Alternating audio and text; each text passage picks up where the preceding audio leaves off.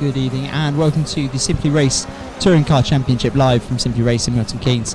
The drivers are currently finishing their 15-minute practice session.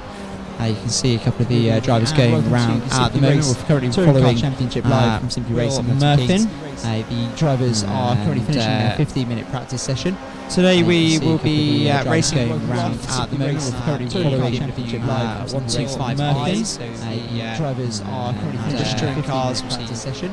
Today we will be racing around at the moment. We're currently following Championship live from 125 Murphys. The drivers are touring cars practice session. Really exciting race counter we've got up tonight. We've got some really quick drivers signed in. A lot of drivers returning to championship from breaks for one reason or the other over the bank holiday weekend.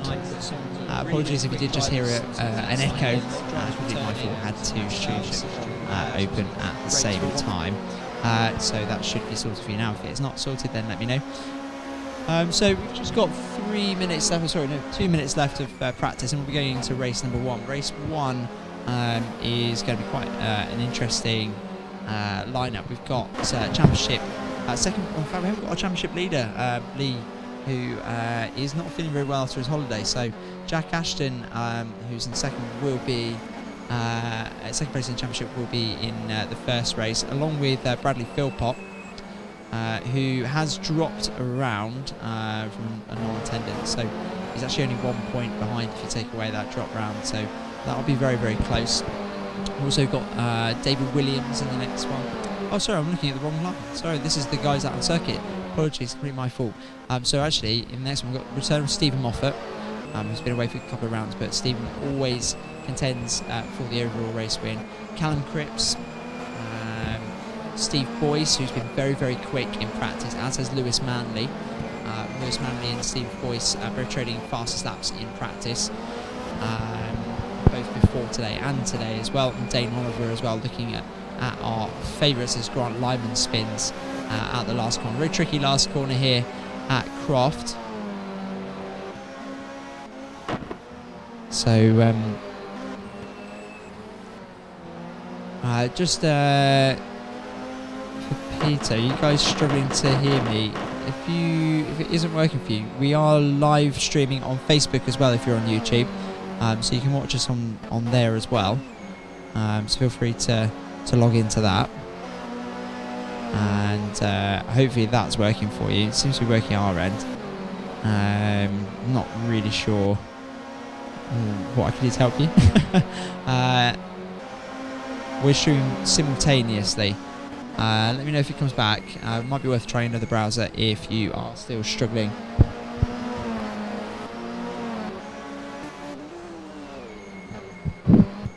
So, I mean, guys, if you comment if you've got any problems, and let me know. I can restart the stream to YouTube if necessary. Welcome to anyone who's watching on Facebook. First time we've broadcast through Facebook. So simultaneous live broadcast. It's for hopefully we should get a few more people watching the stream.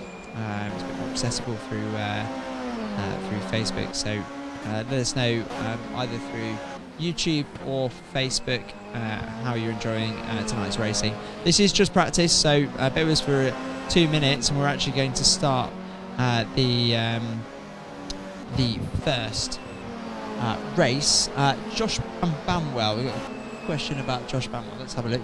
Which colour is Josh? So Josh is this car. So he's the orange coloured car, and he will be that in his first race as well. So there's a bit of a moment going through sunny. Managed to save it though. So that's Josh's car for any Josh Bamwell fans out there. And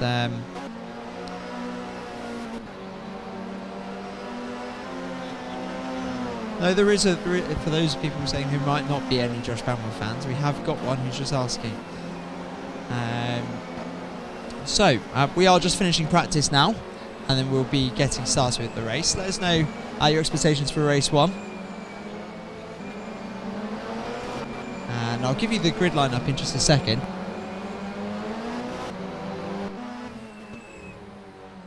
So grid lineup. So as the drivers will be returning to the pit lane. We'll give you a overshot of the venue.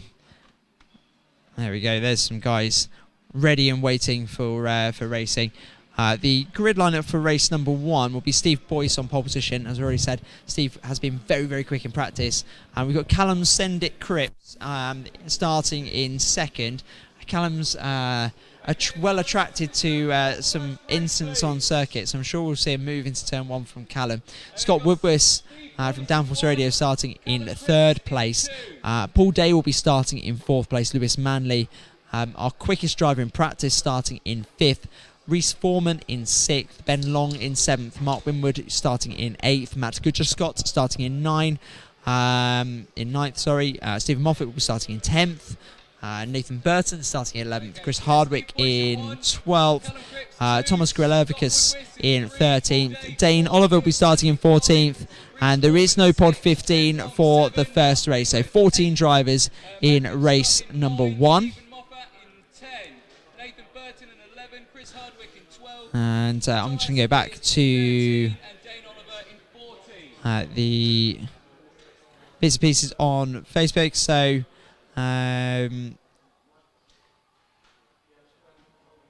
where are we? So, through both Facebook and YouTube, you have got the opportunity to send us any comments, any questions. Welcome to ask anything that you like of us during the racing, whether that be about the drivers or the venue. We'll do our best to answer your questions. Drivers just taking their seats now.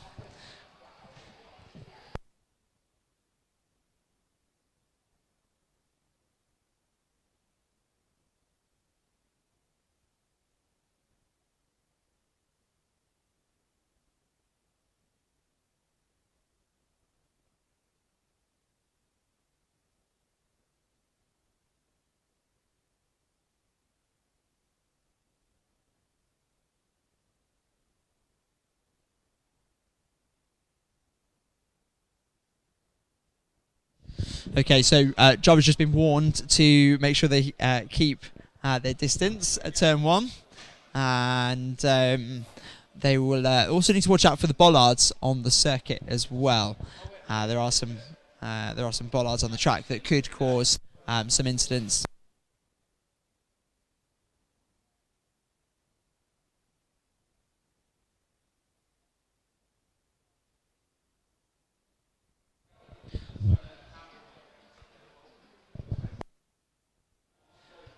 Okay.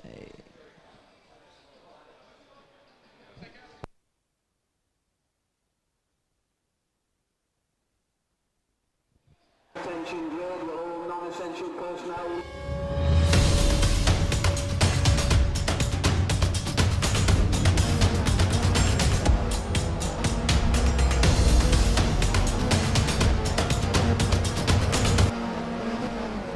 Okay, so here we are, race number 1 of round 4 of the 2016 Simply Race Touring Car Championship from Croft. Dan Ryan starting, sorry, no, it's not Dan Ryan, that's not the correct career position. It's Steve Boyce on pole position, Callum Cripps in 2nd, Scott Woodwis in 3rd, Paul Day in 4th, Lewis Manley in 5th, Reese Foreman in 6th, and there's a full start.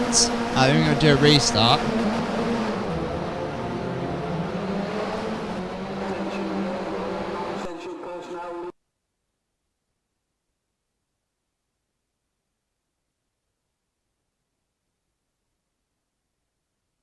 Okay, well, it was an interesting start to the first race.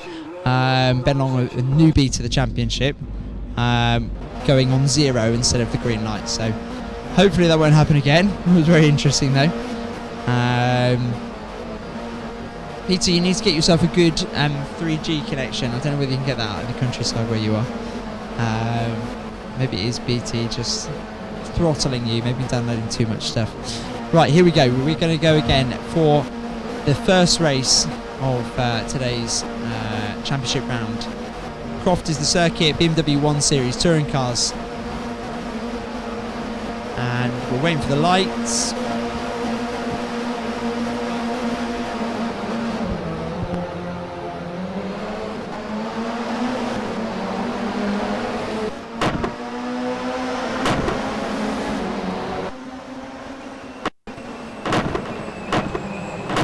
So a bit of incident at the first corner. Apologies, I just had to update the names on your screen. Good start from Callum Cripps, and there's a wobble there from Steve Boyce, and he manages to come back and stick a little bit dangerously, and that's the green car. I think it was Pod 13 who was in 13 going wide, and there's lots going on. That's Reece Foreman, who's actually competing with I think a broken foot, Reece Foreman. So he has moved all the way down. This is the battle ahead for third down to 8th position. There's Mark Winwood in the number 8 car, the white and blue and red car, sorry, who's looking to make a move on Stephen Moffat. Stephen Moffat also looking to overtake Paul Day ahead in the Bumblebee car. If we move forward then to Stephen Moffat and we go on board with him, as is he going to make a move into the left-hander? It's a brave place to make a manoeuvre, and he does pull out a little bit there. Wisely so, a little bit of a wiggle there from Stephen Moffat, and the drivers come around into the hairpin. There's a nudge there from Moffat, and he does back out, so I think he'll avoid. Oh, he doesn't back out completely. He might get himself a penalty there.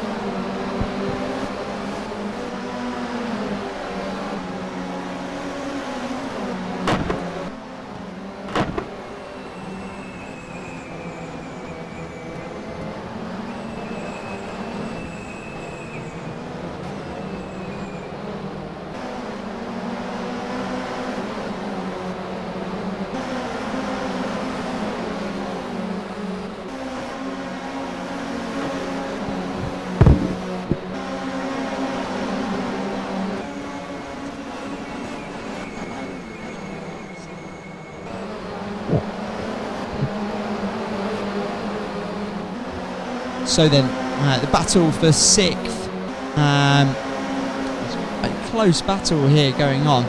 Stephen Moffat's under a lot of pressure from the drivers behind. Nathan Burton defending from Steve Boyce. So Steve Boyce, who was on pole position. Oh, and he's gone wide, so Nathan Burton wide at Sunny and back onto the track.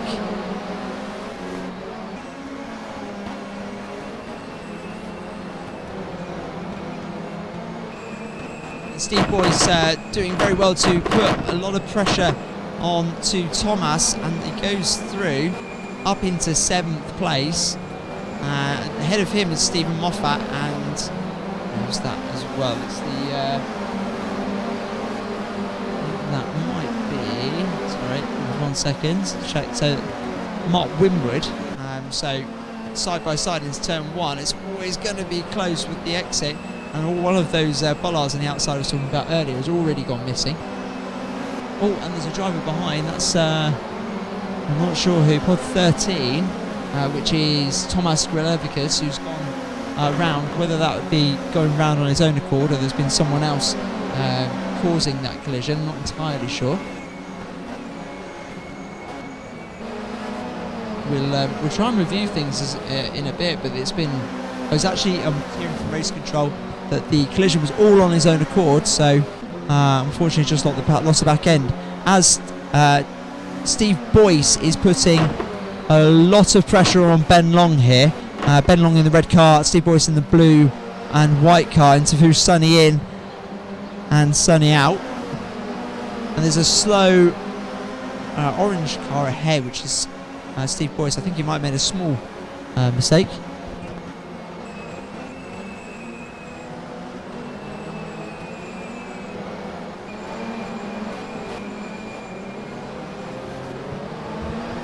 So a good move there from Steve Boyce. He's recovering well from the incident on the first lap.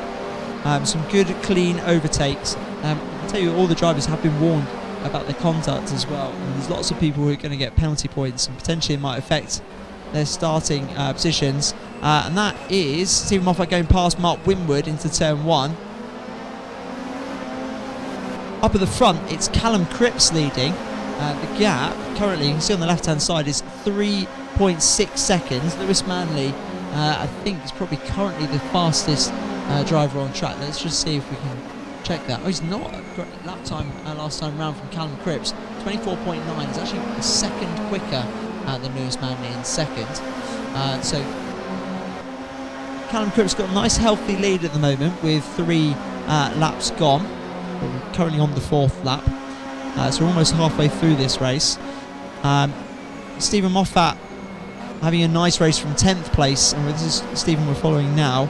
He's done very well to get up from there. And I think behind we're watching a bit of a battle here between Steve Boyce and so who was that? Steve Boyce and Mark Winwood coming into the final hairpin. Really slow. You can see the speedo on the screen. It's right down to about 30 miles an hour, which is incredibly slow, and a rubbish exit there from Mark Winwood actually caused some contact between the two drivers. And Steve Boyce looking once again to regain some points. Obviously, the number of points that you earn in these qualifying races will decide where you start in the grand final. There are 2 finals, a B final and an A final. The more points that you accrue, the higher up you start. And we're on board with Steve Boyce coming into Tower. He looks left. He's going to aim to get a good run out of here and put Mark under pressure through the fastest section of the circuit. It is quite hard to overtake at Croft. Very fast track. You have to really pick and think about where you're going to make a move. Through the right-hand corner into Sunny Inn, it'd be very brave to go through there. And he's made a bit of a mistake from Mark, really. But Steve Boyce has got some good traction, and behind Ben Long is looking up the inside, and there's some contact side by side. Oh, and that was synchronized spinning, really. And I think that, we're just hearing from Risco, it might be, we think the blame might be put on Steve Boyce for that one. Dane Oliver in 11th, he's not had a very good race. I think I remember him spinning earlier on, but I'm sure he's doing his best to catch up now. This is Mark Winwood, who's recovered alongside Paul Day, another driver who's probably a bit further down than we would expect. And just hearing confirmation from race control that it was Steve Boyce that was the cause of the collision at on that last section of track. We are 5 laps round. We're on the 6th lap at the moment. 5 laps completed. Mark Winwood recovering. He's had a lot of coverage today. His sponsors will be happy. Is currently in 10th place. And elsewhere on track, we are looking to see the closest battles. Let's just check what we've got. So, I mean, we're spread out a little bit. Actually, probably the closest battle is Mark Winwood and Paul Day. Through Sunny.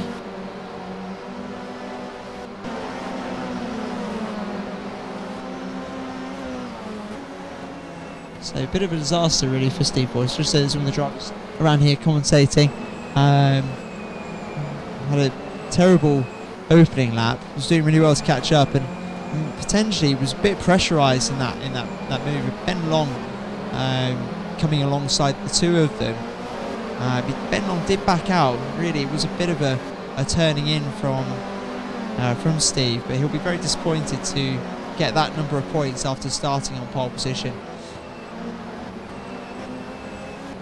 So we've got some new liveries this week as well. This is I have to thank Dean Prescott.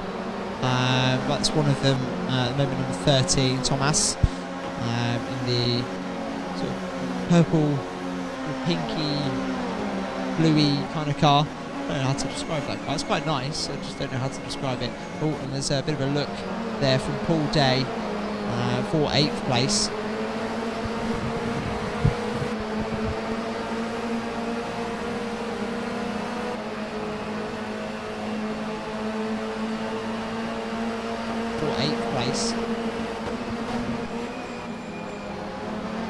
So good evening to anyone who's watching live on either Facebook or YouTube. You're also welcome to give us any commentary or any questions you might want to ask. I'm hearing from Race Control that we're having it's quite a close battle for 3rd place, and this is the battle between Stephen Moffat on the outside in pod number 10, the orange car, and Scott Woodwis coming into the first corner.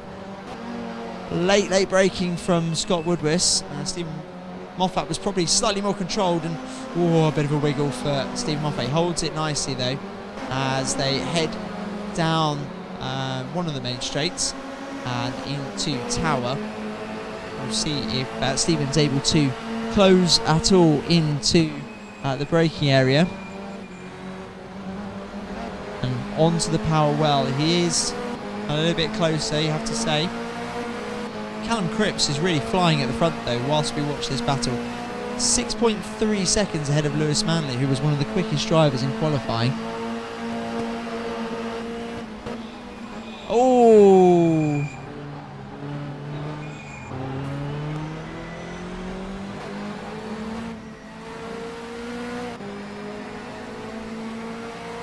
The contact there between Stephen Moffat, we definitely saw that coming into Sunny Inn, and race controls just asked him to give the position back. Whether that's going to be possible or not, Scott's moved all the way down.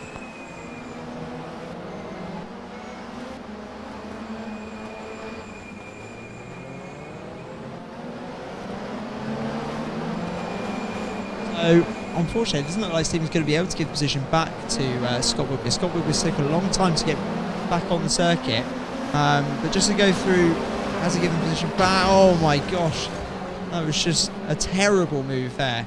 And it's been a rather amateurish first race, you have to say.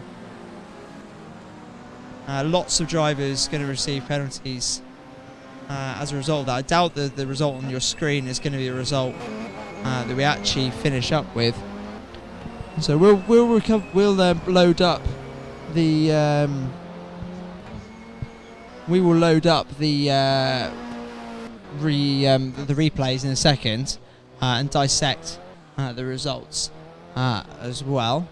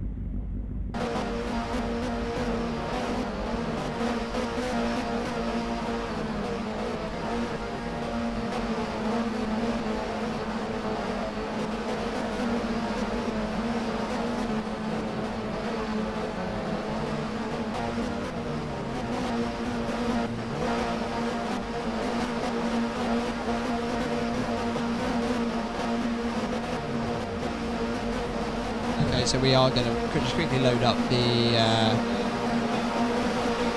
replay, especially looking at the first couple of laps.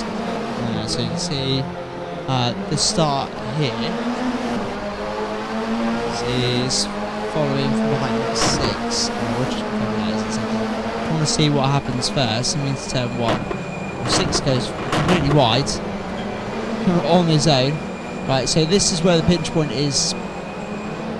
And it's relatively clean. Now, if we want to look at the incident ahead, Steve Boyce. It looks like Steve Boyce just lost it all on his own there.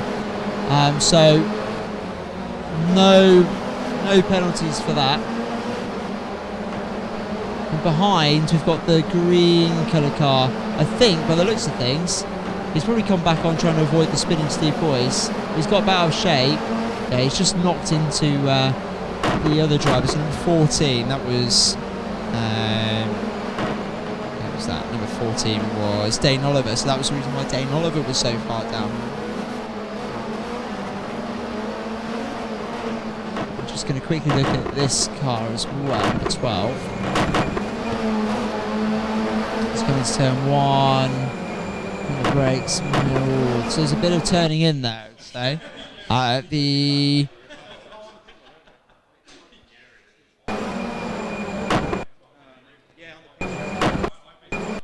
So the driver on the outside, Matt Goodger-Scott, turns in on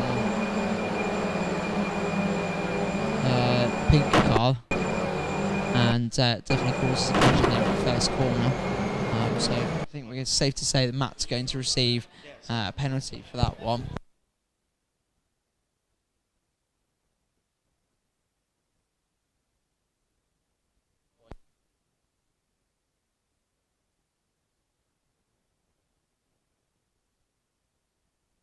Okay, so penalty points then for that, and there'll also be penalty points for Stephen Moffat. He did give the position back, so there'll be no further action in terms of the penalties afterwards at the end of the race. However, he will get penalty points on his licence, which will then may affect later on where he starts on the grid, either for this race or one of the other events. So we're just about to get ready for the second race. If you just bear with us while we load that up, I'll just quickly show you webcam of the venue again as we rejoin the server.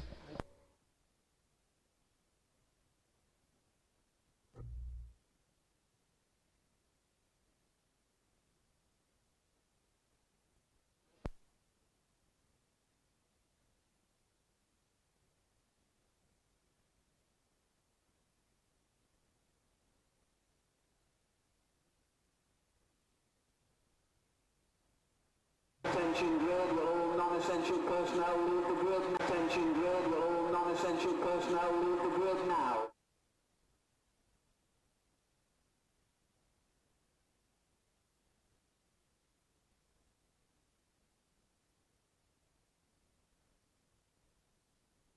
Attention grid, will all non-essential personnel...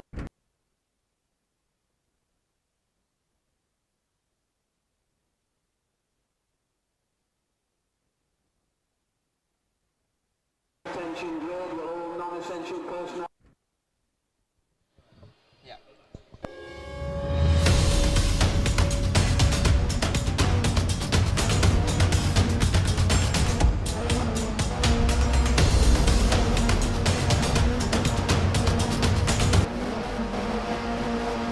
Race number 2 of today's event here at Simply Race Milton Keynes is Simply Race Touring Car Championship.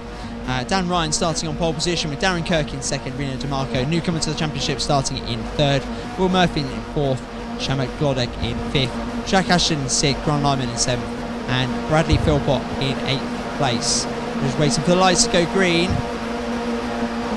and away we go.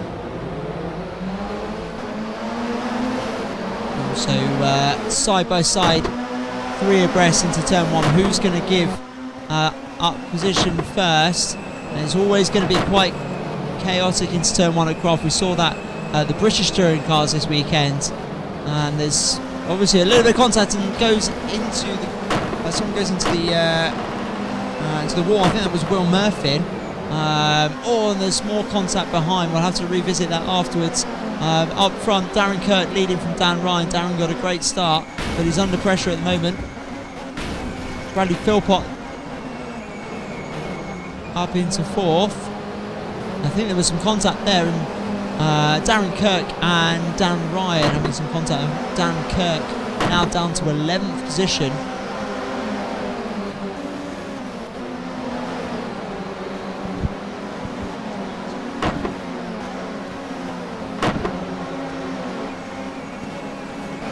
We're currently following the battle for 5th place, Ben Irwin. We're just going to go on board with Ben through Sunny Out, and he's all in front of him. That was Calvin Dent spinning out, and we're going to move forward to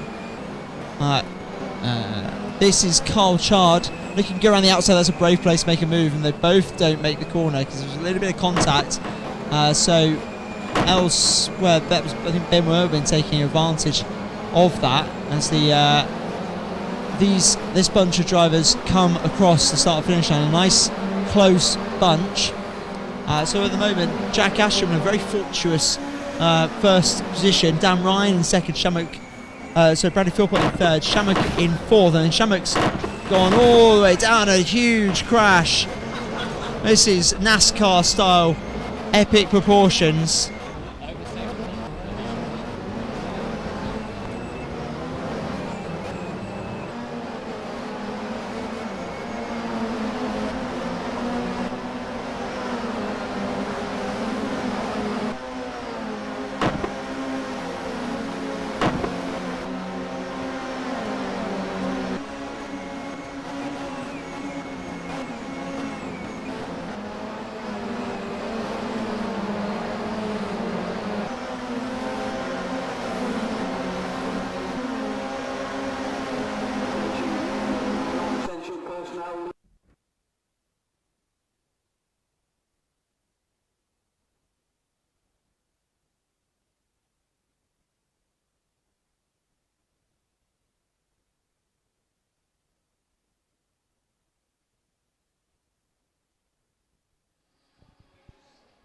So, viewers, Ben's just having a quick word with all the drivers. He's basically giving them a good telling off for being so incompetent out on the track. Obviously, the drivers do have licenses out there, so pretty much all the drivers will be probably getting penalty points for this one.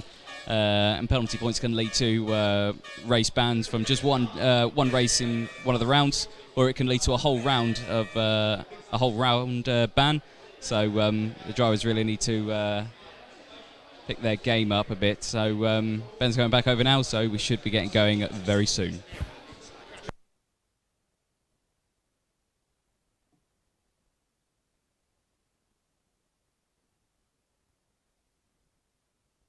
Well, so impressive crashes so far today. I think very succinctly summed up by some of the commenters. WTF, guys. It was from Rad Tech. Very interesting amount of contact, and the drivers have Rad Tech had a bit of a talking to. We're actually going to restart. When we do restart, we're going to restart in the order that the drivers were when the full course yellow came out. So we're going to do that. Just waiting for race control just to quickly reorder that. But for the time being, we're just going to. We can't review, unfortunately, because now we've restarted the race. We can't review any of the incidents. We can only just see the track. However, Croft is very well known for lots of incidents, and the reason is turn one, especially. It's not really, you can't really see it from this angle, but it really narrows as you come into this little chicane before the right-hander. So this is where most of the incidents occur. So, if you watched touring cars last weekend, this is where Dan Loy went off from second place, and this is where the majority of Moffat's collisions were last week. We are ready to go. We're going to start again. Hopefully there will be a lot less contact.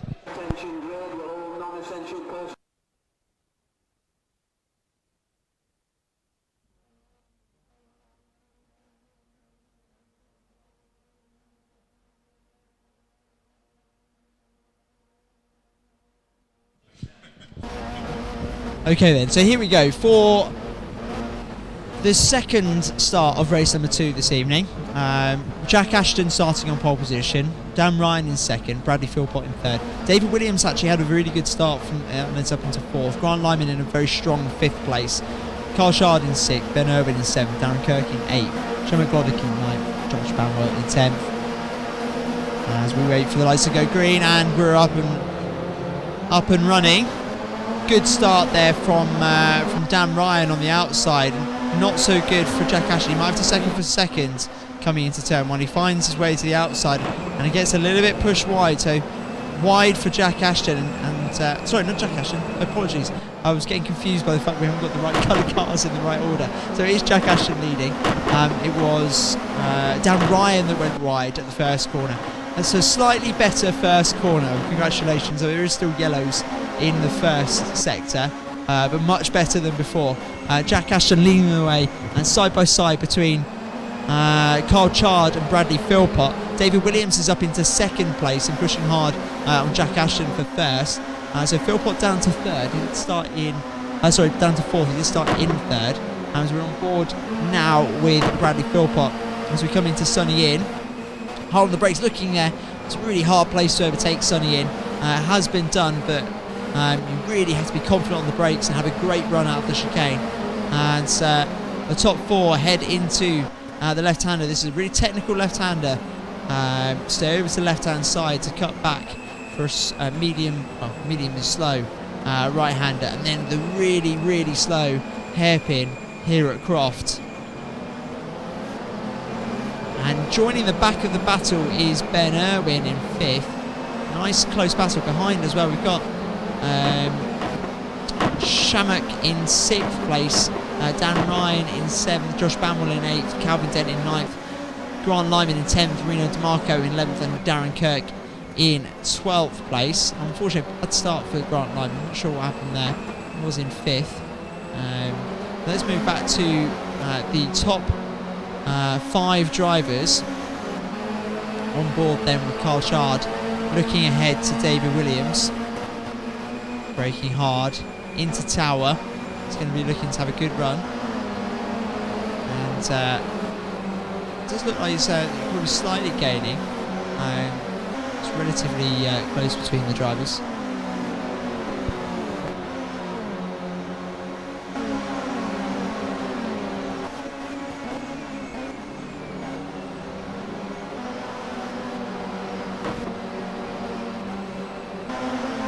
So this is coming up to complete the end of lap number 2.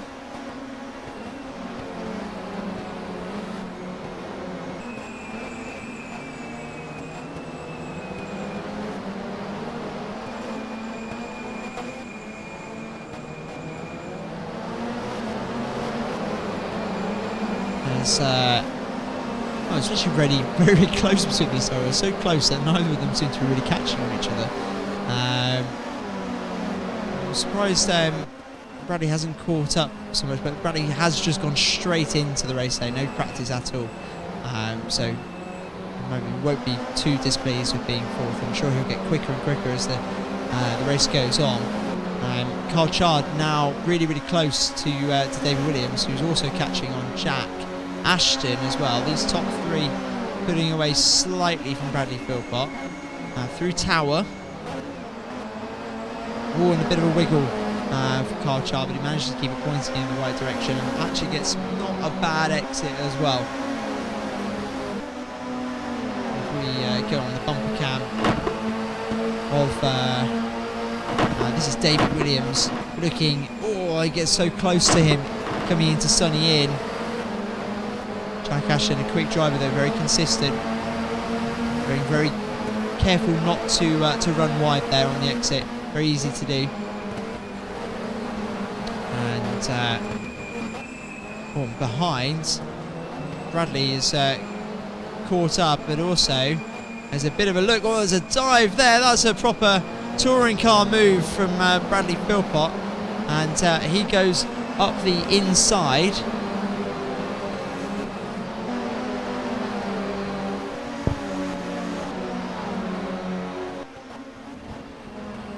So good move from Bradley Philpott on Carl Chard there.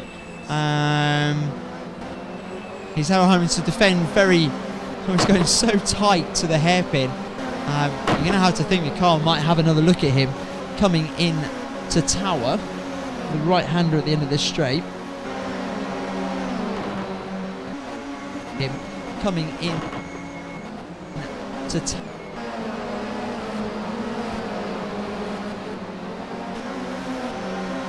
So again, hello to everyone who's watching us on the Facebook or YouTube this evening. This is round number 3 of the 2016 Simply Race Touring Car Championship.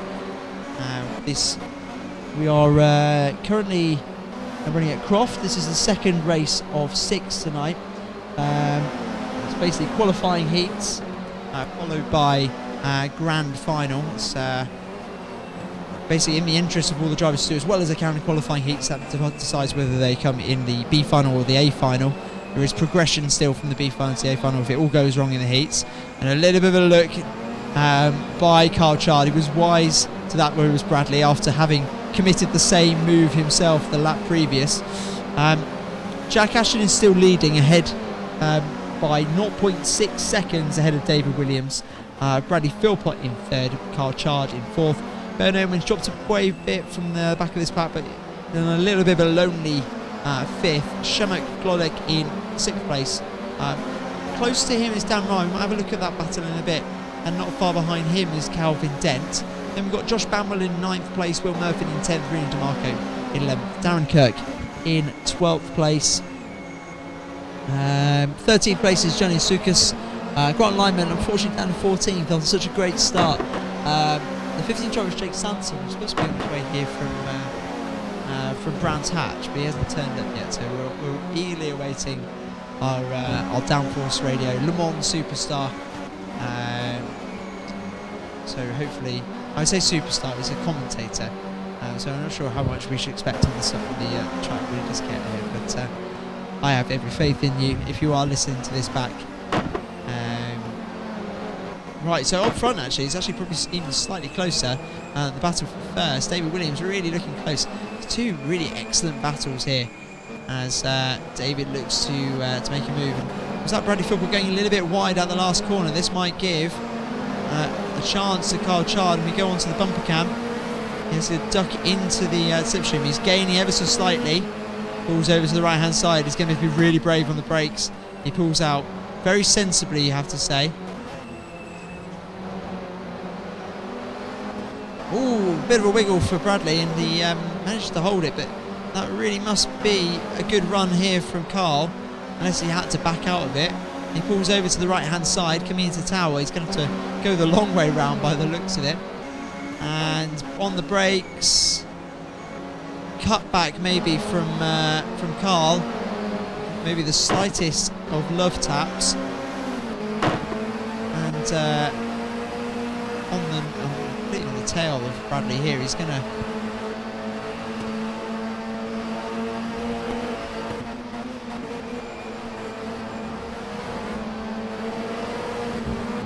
apologies, just focus on race control. So Bradley managing to hold off the advances. Elsewhere, looking at the battle for first, David Williams, who missed last round, is looking to take points off second place in the championship. Jack Ashton, and Jack goes wide now the last corner, manages to cut back across, so that might have hindered David's exit. Well, hopefully for him, yeah, it does look that way. So damage limitation there from Jack Ashton as we complete the sixth lap, and Bradley Philpott goes a little bit wide into turn one, which leaves Carl Chard right on the back of him again. Elsewhere, if we have a look, there's a great battle going. Oh, sorry, that's gone slightly strange. There we go. So a great battle going on here between. So it's just it's Dan Ryan and Will Murphy. Will Murphy in the yellow car ahead, and Dan Ryan in the blue car. These guys have been quite close, and Shamak ahead as well. That's some aggressive defending and a bit of a love tap there from Will Murphy. We're going to have to get race control to have a look at that, and whether there was some excessive weaving on the back straight as well, and also about the contact through the corner. As Shamak leads Will Murphy into Sonny in. Good run, almost some contact for sure, and whether or not he was losing it slightly, Shamak, we're not entirely sure. We'll have to see if we can get a replay of that. But Will Murphy is through. Dan Ryan now through as well in 8th place. Up front, we're going to cut back to the race for the lead. Jack Ashton and David Williams. We're on our last lap now. We've just gone through turn 1 and turn 2, through the fast chicane.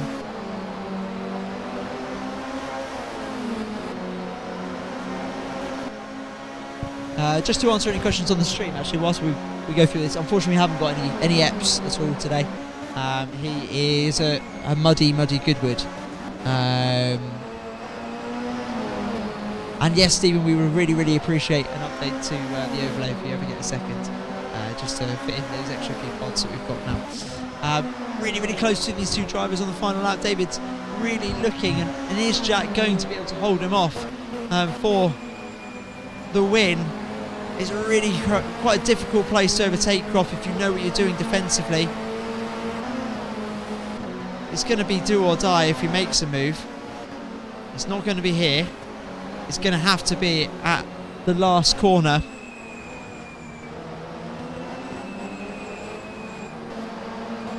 And it goes really close. But it looks like Jack Ashton has managed to get a decent enough run. So Jack Ashton crosses the line, takes the race victory. David Williams in second. Bradley Philpott finishes third after a great move. But Carl Chard always battling to fourth. Ben Irwin, a lonely fifth, but very well done. Calvin Dent will be happy with sixth place after a lack of practice. Will Murphy, his move is going to be reviewed in seventh. Dan Ryan in eighth place. Rena DeMarco, a newcomer to series, should be happy with a ninth place in all honesty. Josh Bamwell, actually I didn't realise these guys are still racing. And that's who was that? It was just Bamwell going round. You have to say that was just him going into the side of a car that was already there. So Reno finishes 9th. Shamrock actually finishes in 10th after the contact with Will Murphy. Darren Kirk in 11th. Josh Bamwell in 12th. And then 13th was Johnny Asukas. Grant Lyman in 14th. So we're going to cut back to a webcam of the venue. We're here to take any questions you might have. If you want to write any comments on the stream, happy to answer them. We're going to review a couple of the incidents as well, especially the one with right at the end, which was with Shamak and Will Murphy. Will Murphy's actually already got quite a few penalty points. I believe he might be just one set of penalty points away from getting relegation to the back of the grid. So we're going to have to watch that back.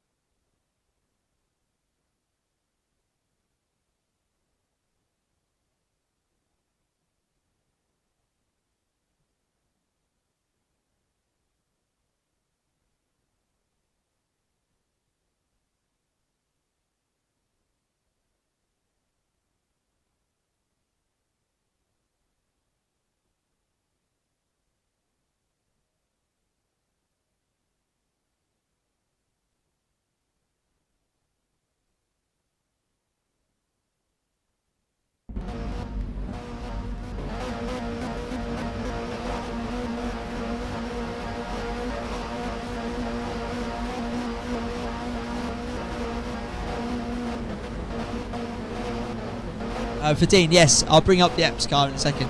Obviously, I think I've got it on there somewhere. I did load it up. I'm not sure how I did it, but I've loaded it up on things. But I'll try and show everyone the car in a second. Just going to quickly go through a couple of incidents. Just bear with me for 2 seconds, guys.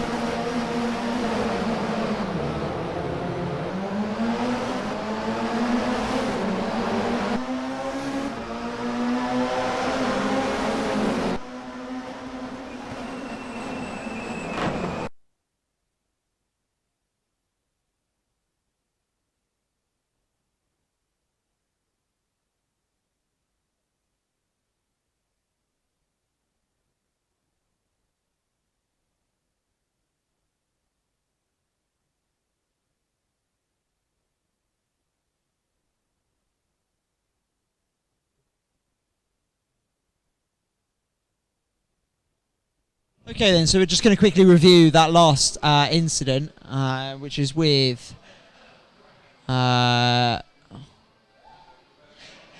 Shamuk and Will Murphin, if we can find them.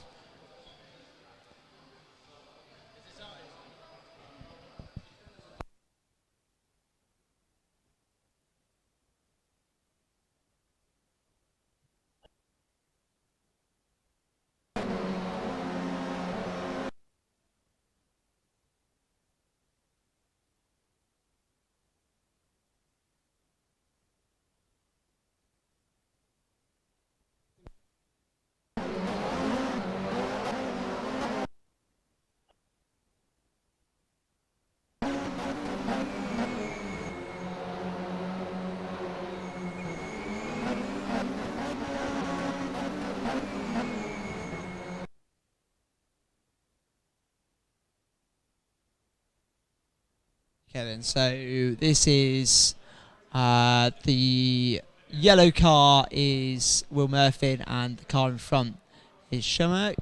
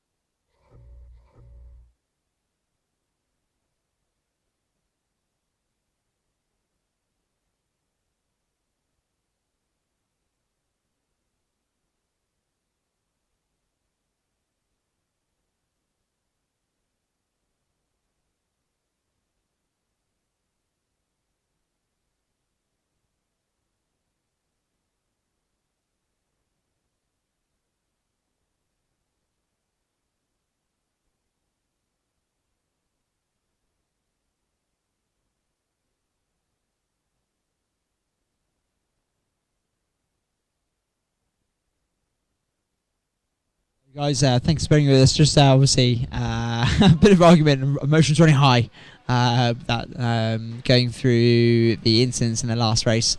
So Will Murphy was going to receive 3 penalty points, which will put him at the back of the next race as a part of his punishment. So that was the incident we were just watching. So we're just about to start the next race. Just while the drivers take a seat. I'm just going to quickly set everything up. You can probably see we should be able to see the webcam of the venue at the moment. And it looks like pretty much all of the drivers are ready to go. We're ready. Race control is ready, so I have to wish the best to all our drivers, and we're about to start next race.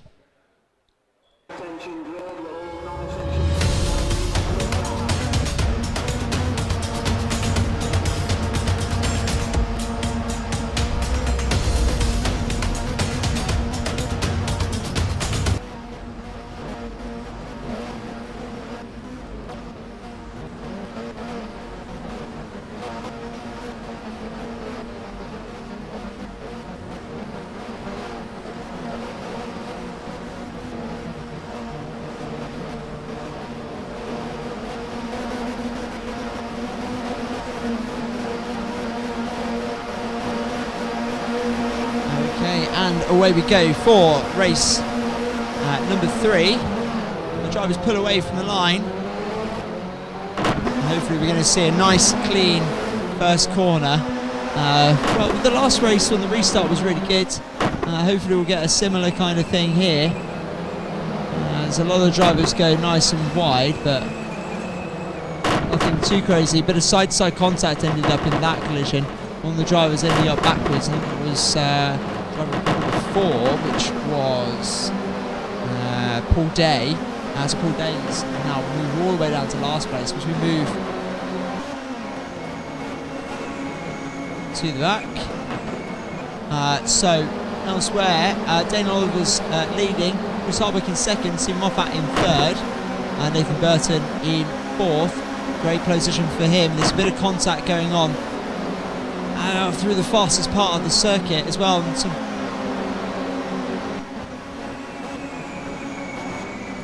And that was really well deserved from the pink car there. Decided to cut across the whole circuit and actually end up deserved being taken out. And there's a big spin. That's Thomas and Steve Boyce. Not sure what happened there. It looked like a bit of side-to-side contact between the two drivers. And that contact, it just has such a domino effect with all the other drivers around them. But also, if we move to the front of the grid, Dane Oliver having a much better race in first place. Stephen Moffat, though, following him in second. And there's a gap down to third where Mark Winwood is. And Callum Cripps, our race winner from the first race, is in... he's in fourth and putting Mark Winwood on under a bit of pressure. And Lewis Manley was also in fifth place, so this will be a really interesting battle to watch. Just hearing from race control confirmation that last incident we watched was a racing incident. One of the drivers went a little bit wide and just caused a domino effect, and Callum Cripps makes a very forceful but actually quite a respectable touring car move. It wasn't full on Plato, it was just a bit of a nudge as the drivers go side by side through the fast S's. And they both tried to stick in there. I'm not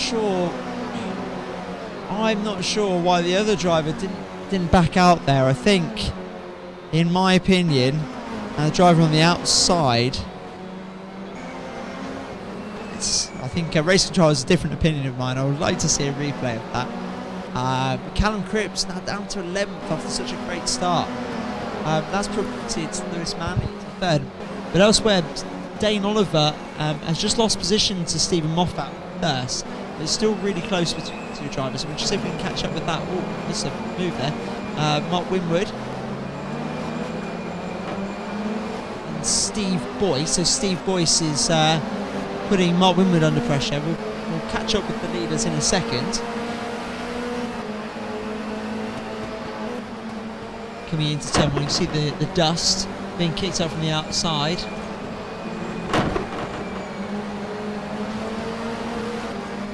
It doesn't look like we're going to see a move this time around through the chicane. We'll see you in a minute if I can find us a replay of that incident with Callum Cripps.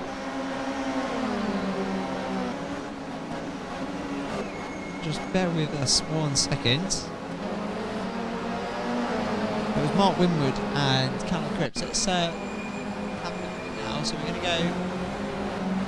So the green car is Callum Cripps. Mark Winwood on the inside, on the left-hand side. A much better run from Callum. He's on the inside. He does go off the track and then rejoins ahead of Mark Winwood. I think you have to probably say race control was right on that. I was wrong, and that was Callum Cripps' fault there, going off the track all four wheels and then coming back on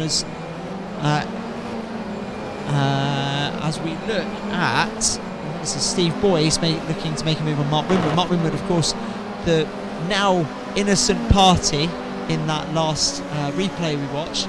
Steve Boyce looking to go around the outside of turn number one. He cuts back across, a lovely move up the inside there from Steve Boyce.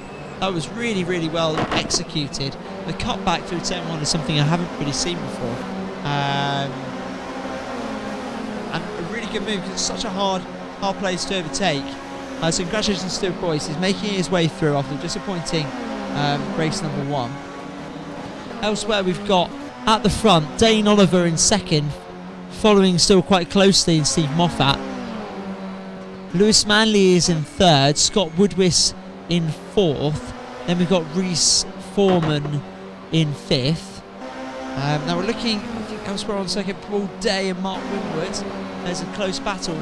Just ahead, of course, is Steve Boyce, who just made that excellent move on Mark Winwood at turn number one. And Paul Day is looking to make a move. On board now with Paul Day. Going through the fast left, so you'll just stay over to the left-hand side. Cut to the right-hand side. Oh, missed the apex slightly for Paul there. Move's not on this time, although it's gone a little bit wide. Might get a better run though. Mark Winwood. Ahead, we can see a bit of a battle going on. These two drivers here, which is Reese Foreman and Matt Goodgescott, coming into turn one. Oh, a bit wide from the blue car. The blue car being, just to check, 6, which is Reese Foreman. So Reese Foreman went wide. So that is Matt Goodgescott ahead, and Steve Boyce looking to make a move.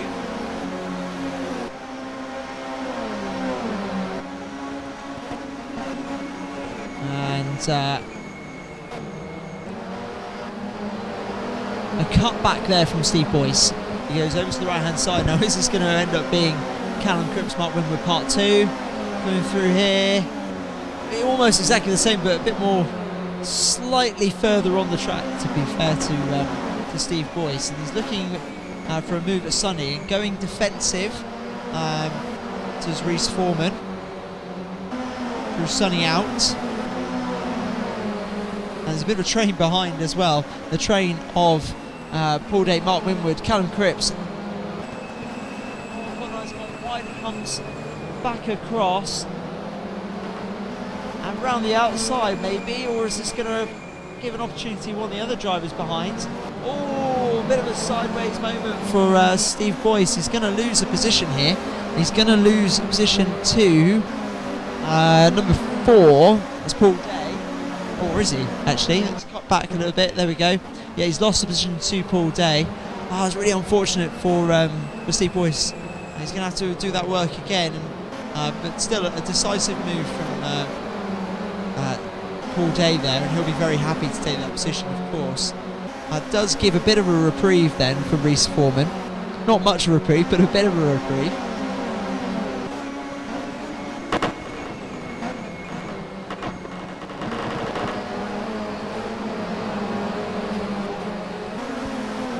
And bit bit of a train going on now through the fast sections of Croft.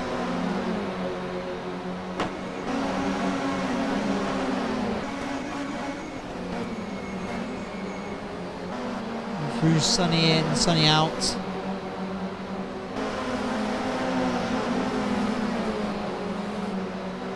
And still a lot of pressure for Paul Day. Oh, Paul Day's got a little bit wide. Oh, a little bit of a love tap, but that's beautifully opened up now for Callum Cripps. But so that was a move there from Steve Boyce that gave a bit of contact.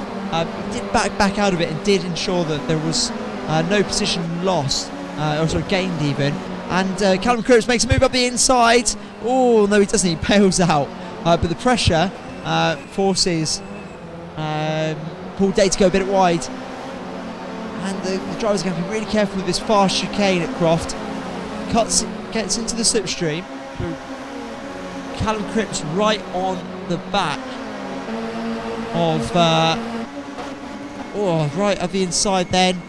Paul Day has to give back, although he's going to cut back, and it's going to be side by side as the drivers go through chicane at 130 miles an hour.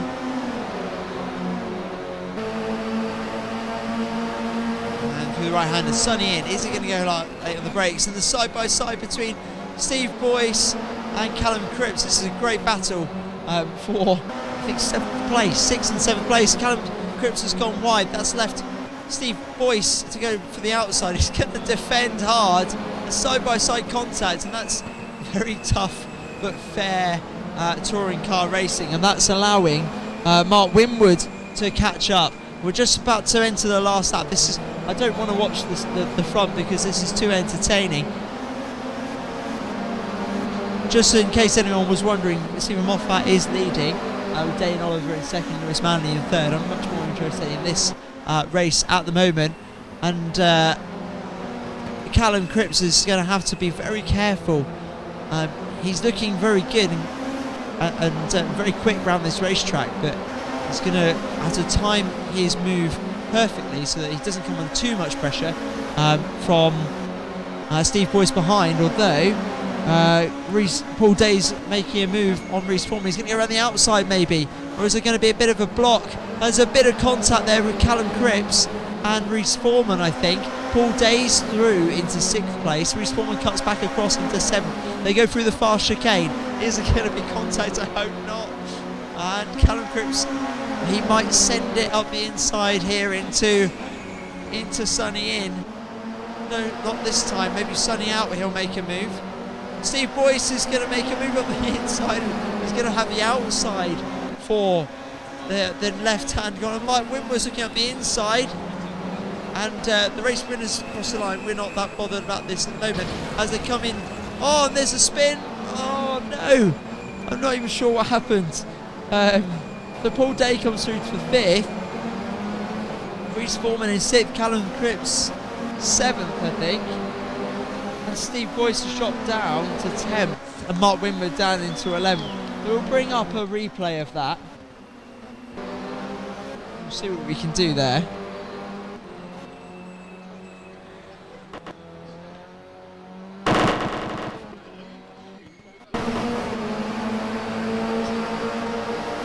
Okay, so this is the battle on the last lap. So we're following the green car of Callum Cripps. We might have to move one car back. So that's Steve Boyce there on the outside.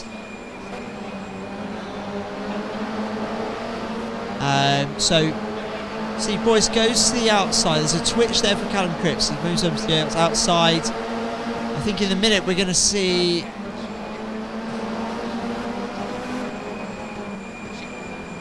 Oh, this might be the lap before, actually. I think I've got this wrong. Hang on, I've gone too far back. My fault.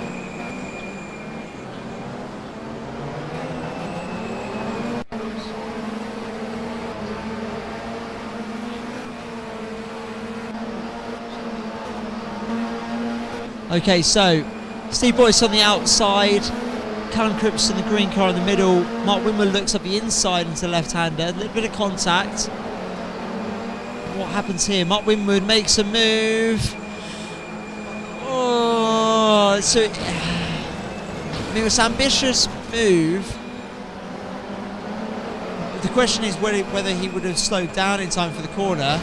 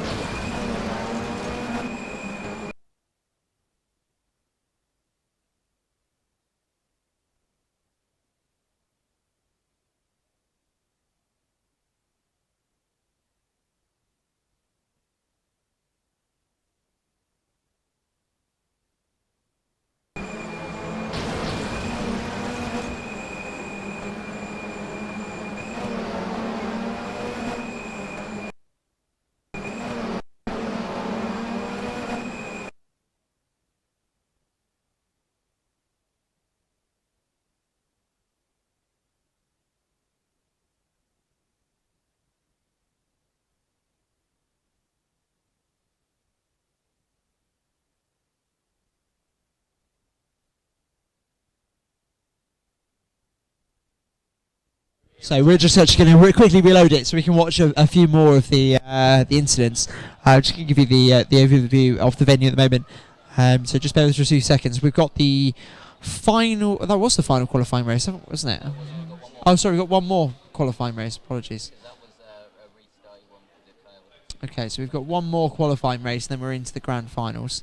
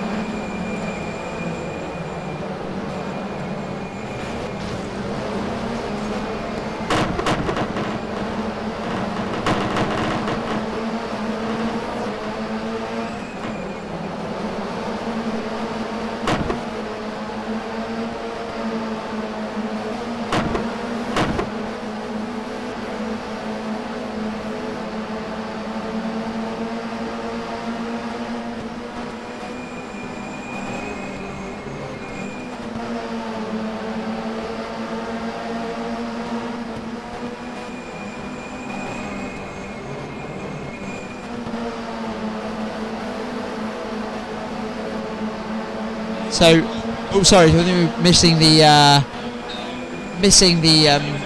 audio for a second. So that was a terrible rejoining of the circuit from Chris Hardwick. Chris, what was going through your mind when that happened? I've really messed this up. Yeah, not my finest hour, to be honest. Was there any reason why you didn't slow down before rejoining the circuit?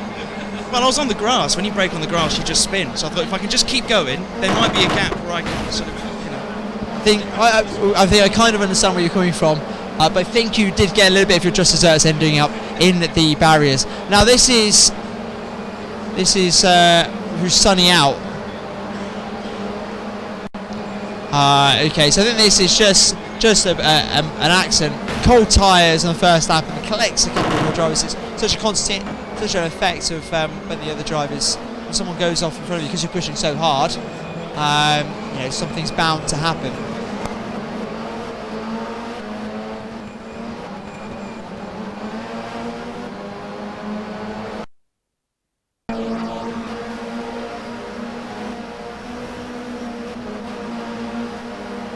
Okay, so this is the controversial move from Callum Cripps.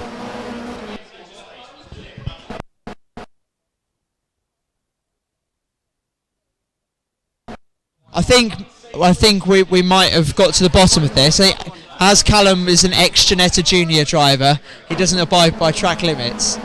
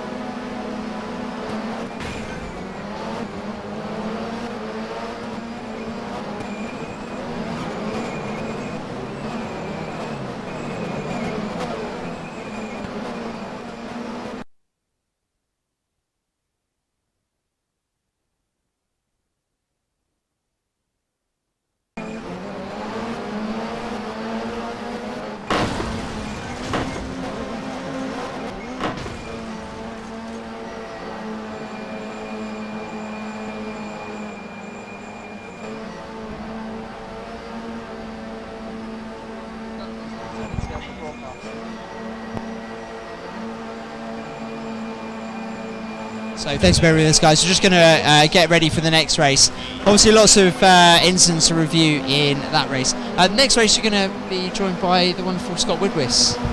Hello. Who is much better at commentating than me. So you too, Colin.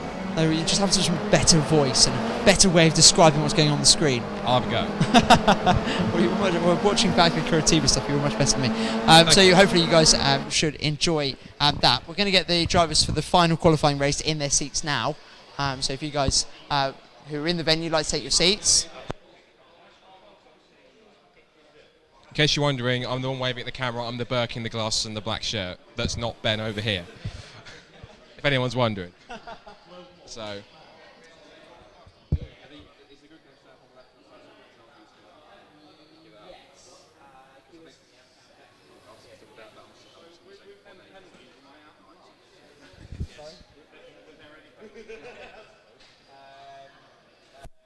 So as Ben would have alluded to, this is the second qualifying race for Group B. So another 15-car grid. One car that isn't there is my good friend and colleague from Downforce Radio, Jake Sanson, unfortunately, because he's been caught up in lots of different traffic jams. He's not going to be able to make it, unfortunately. So it'll be another 14-car race around the Croft circuit.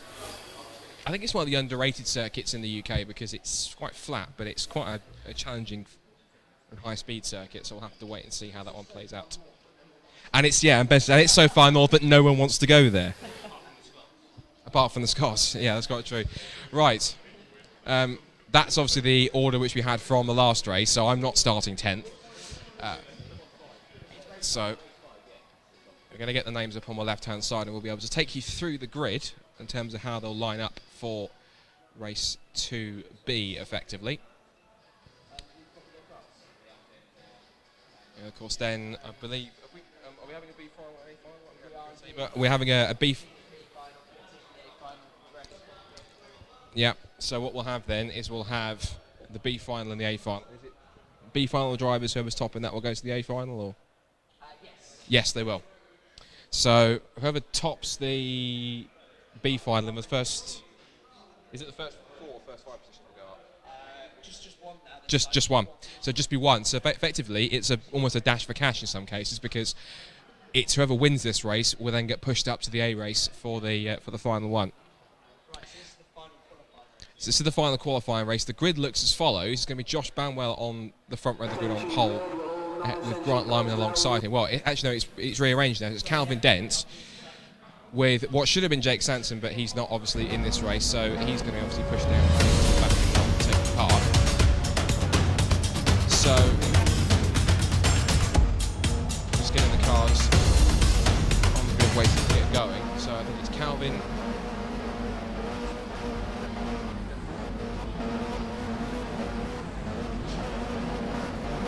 So Calvin Dent will be on pole position with David Williams alongside him. Then Giannis Zukas and Ben Irwin. Revs are going to rise, getting ready for the second race of Group B here at Croft. Lights go to red and to green, and we are underway. A little bit behind on the coverage, but they're all heading down towards Clairvaux for the first time. They're already charging 2 or 3 white. Someone's got the headlights flashing around. It's Bradley Philpott. Trust Bradley to want to get everyone out of the way, but Calvin Dent leads. There's a little bit of clipping over the curb as they head through Clairvaux for the first time. And through they go. It's a big contact. One car's gone around. Looks to be spinner. Grant Lyman's got involved. So I think Bradley Philpott's gone around. I think also so has Carl Chard's been in the mix as well, but Calvin Dent's got away with it, and David Williams in second place, and they all shake themselves out. Someone's got loose on the exit of the S's. They'll come and rejoin, and I think as we come down towards Tower Bend already, we've got Dent leading. They're almost 3 or 4 wide down towards the right-hander at the braking zone. In they go. There's a bit of side-to-side contact through Tower Bend, trying to work out who is who. Now I think we've got Ben Irwin in the front of this group. This is over 5th position, it looks like. Shamak Glodek in the mix too. In 6th, also Ben Irwin, Will Murphy, Darren Kirk is in there too. And then Bradley Philpott trying to recover. Back down in 12th position. The field piling its way through the Jim Clark S's and then through Sonny in and Sonny out for the first time. Shamak Glodek at the head of this group of cars here. He's got Will Murphy all over the back of him with Darren Kirk in the lime green number 2. Here comes Will Murphy looking for the inside run on Glodek into the complex. Glodek tries to go around the outside, but he will have the inside run into the second part and holds the run, but he almost runs too deep into the corner. That now allows Murphy to get back up the inside and up into P6. Darren Kirk tries to go around the outside, which he has managed. Glodek has to capitulate on that one. As a spin for Josh Banwell, gets turned around by the 7 of Grant Lyman, and in the mix gets right into the way of who was in 13th place. I think that was, who was that that's got in the mix there? Pole 9. So end of lap 1, Calvin Dent leads by almost 0.3 of a second from Williams. Jack Ashton is a further 4 odd seconds back in 3rd, with Zukas and Irwin in the mix. Darren Kirk going slightly wide on the exit of Hawthorns. Up through the S's for the second time, very high speed chicane as they come through. And this is now back towards our leaders. Calvin Dent, of course, in front in the navy blue and yellow machine in front there, pot 15, and just behind them then the multicoloured red, blue and turquoise car. We've got some trouble I can hear. That's Darren Kirk's car was around. Bradley Philpott's also got involved in that one, and I think also Grant Lyman in there too in the red and black machine. We're going to see if we can get a replay of what happened here. That's Grant Lyman's car, but down towards Tower Bend, and I think there was also a tag for Pod 1, and that was Pod 1 on that side. Dan Ryan. So Dan Ryan was the one that went around in the 1, also the 5 went around 2. That was Shamak Glodek in his second instant in as many laps. So he's now come to blows, and Bradley Philpott also helped him around there. That's a bit naughty from Brad. So he's going to try. He may possibly get more than a slap on the wrist after this one if he's not careful. End of the second lap will come towards. Dent still leads there. The gap is out by about a tenth or so. We're looking at the scrap between Will Murphy in the black and yellow number 4 and Ben Irwin in the number 11. And that is over 5th position as they head up towards Clairvaux for the third time of asking. So on their way through, clip the curb on the inside. Everyone's sort of breaking off into packs of 2 and 3 at this point in time. And so Murphy's got a slightly better run. They go through flat out up through 5th gear. The chicane S's and up towards Tower Bend, which is where the leaders are. There's been a change for the lead because Williams has taken over the head of the field from Calvin Dent as they head up through the Jim Clark S's for the 3rd time. We've got Jack Ashton in the white and blue car in 3rd place, ahead of the white and pink machine of Gianni Zukas. In the mix is now Dent is not going to allow Williams to get away too quickly through the first part of Sunny in and back through Sunny out once more. And effectively it was role reverse in the first race because we had David Williams the pursuer. Now this is looking at a replay. Is that just the graphic on the top? I think it's just the graphic on the top showing that it's not a replay. And through the complex for the 3rd time. It does look as though that Williams has got a good advantage at this point. They're going to be careful these guys don't fight too hard because the guys in 3rd and 4th are going to start to close in. Now, starting to spread out just a little bit. Williams got a much better exit out of the hairpin as they start the 4th lap and head towards half distance. Still Williams leading. Dent's now fallen away to the tune of almost a second. Ashton now in 3rd place in car 6.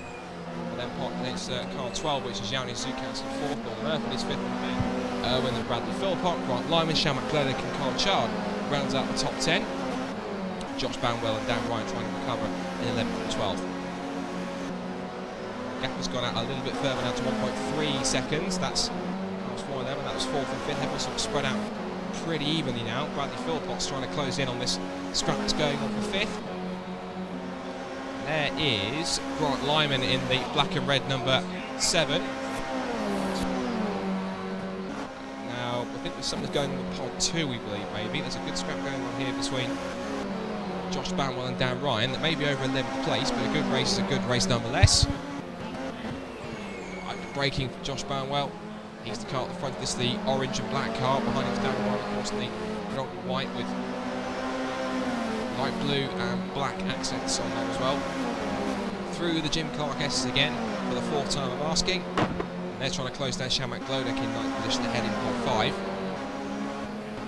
And David Williams, now he's got some clear air at this point in time. He's just starting to edge away in that gap. It's up to 2 seconds now. I'll be interested to see how much he's pulling away by the time they get to the line. And that was someone around then. And that was... that possibly... That was car 2 that's had the incident. I think he was out on the early couple of laps to the complex. We're just about holding on, but Dan Ryan just consistently applying the pressure. They head under brakes. A very tricky corner to judge the line you have to take through the hairpin. And it's all about getting the best possible exit to get the traction as early as possible. It's set you up for the run down the pit straight to run you down up towards turn 1 once again. Half distance now in this second heat of Group B. It's qualifying race for Group B as Van goes all over the curbs and actually hits the marker. Off he goes. Exit stage left. And there goes Dan Ryan up into 11th place. And he's now got a lot of clear track in front of him to start to hump in some quick lap times to try and close up to Shamak Glodek in the laps that we have going on. Half the race distance is done, half of the race is still to go. So, just be interested to see what's going on. We've got stewards now just looking at one of the earlier incidents from before.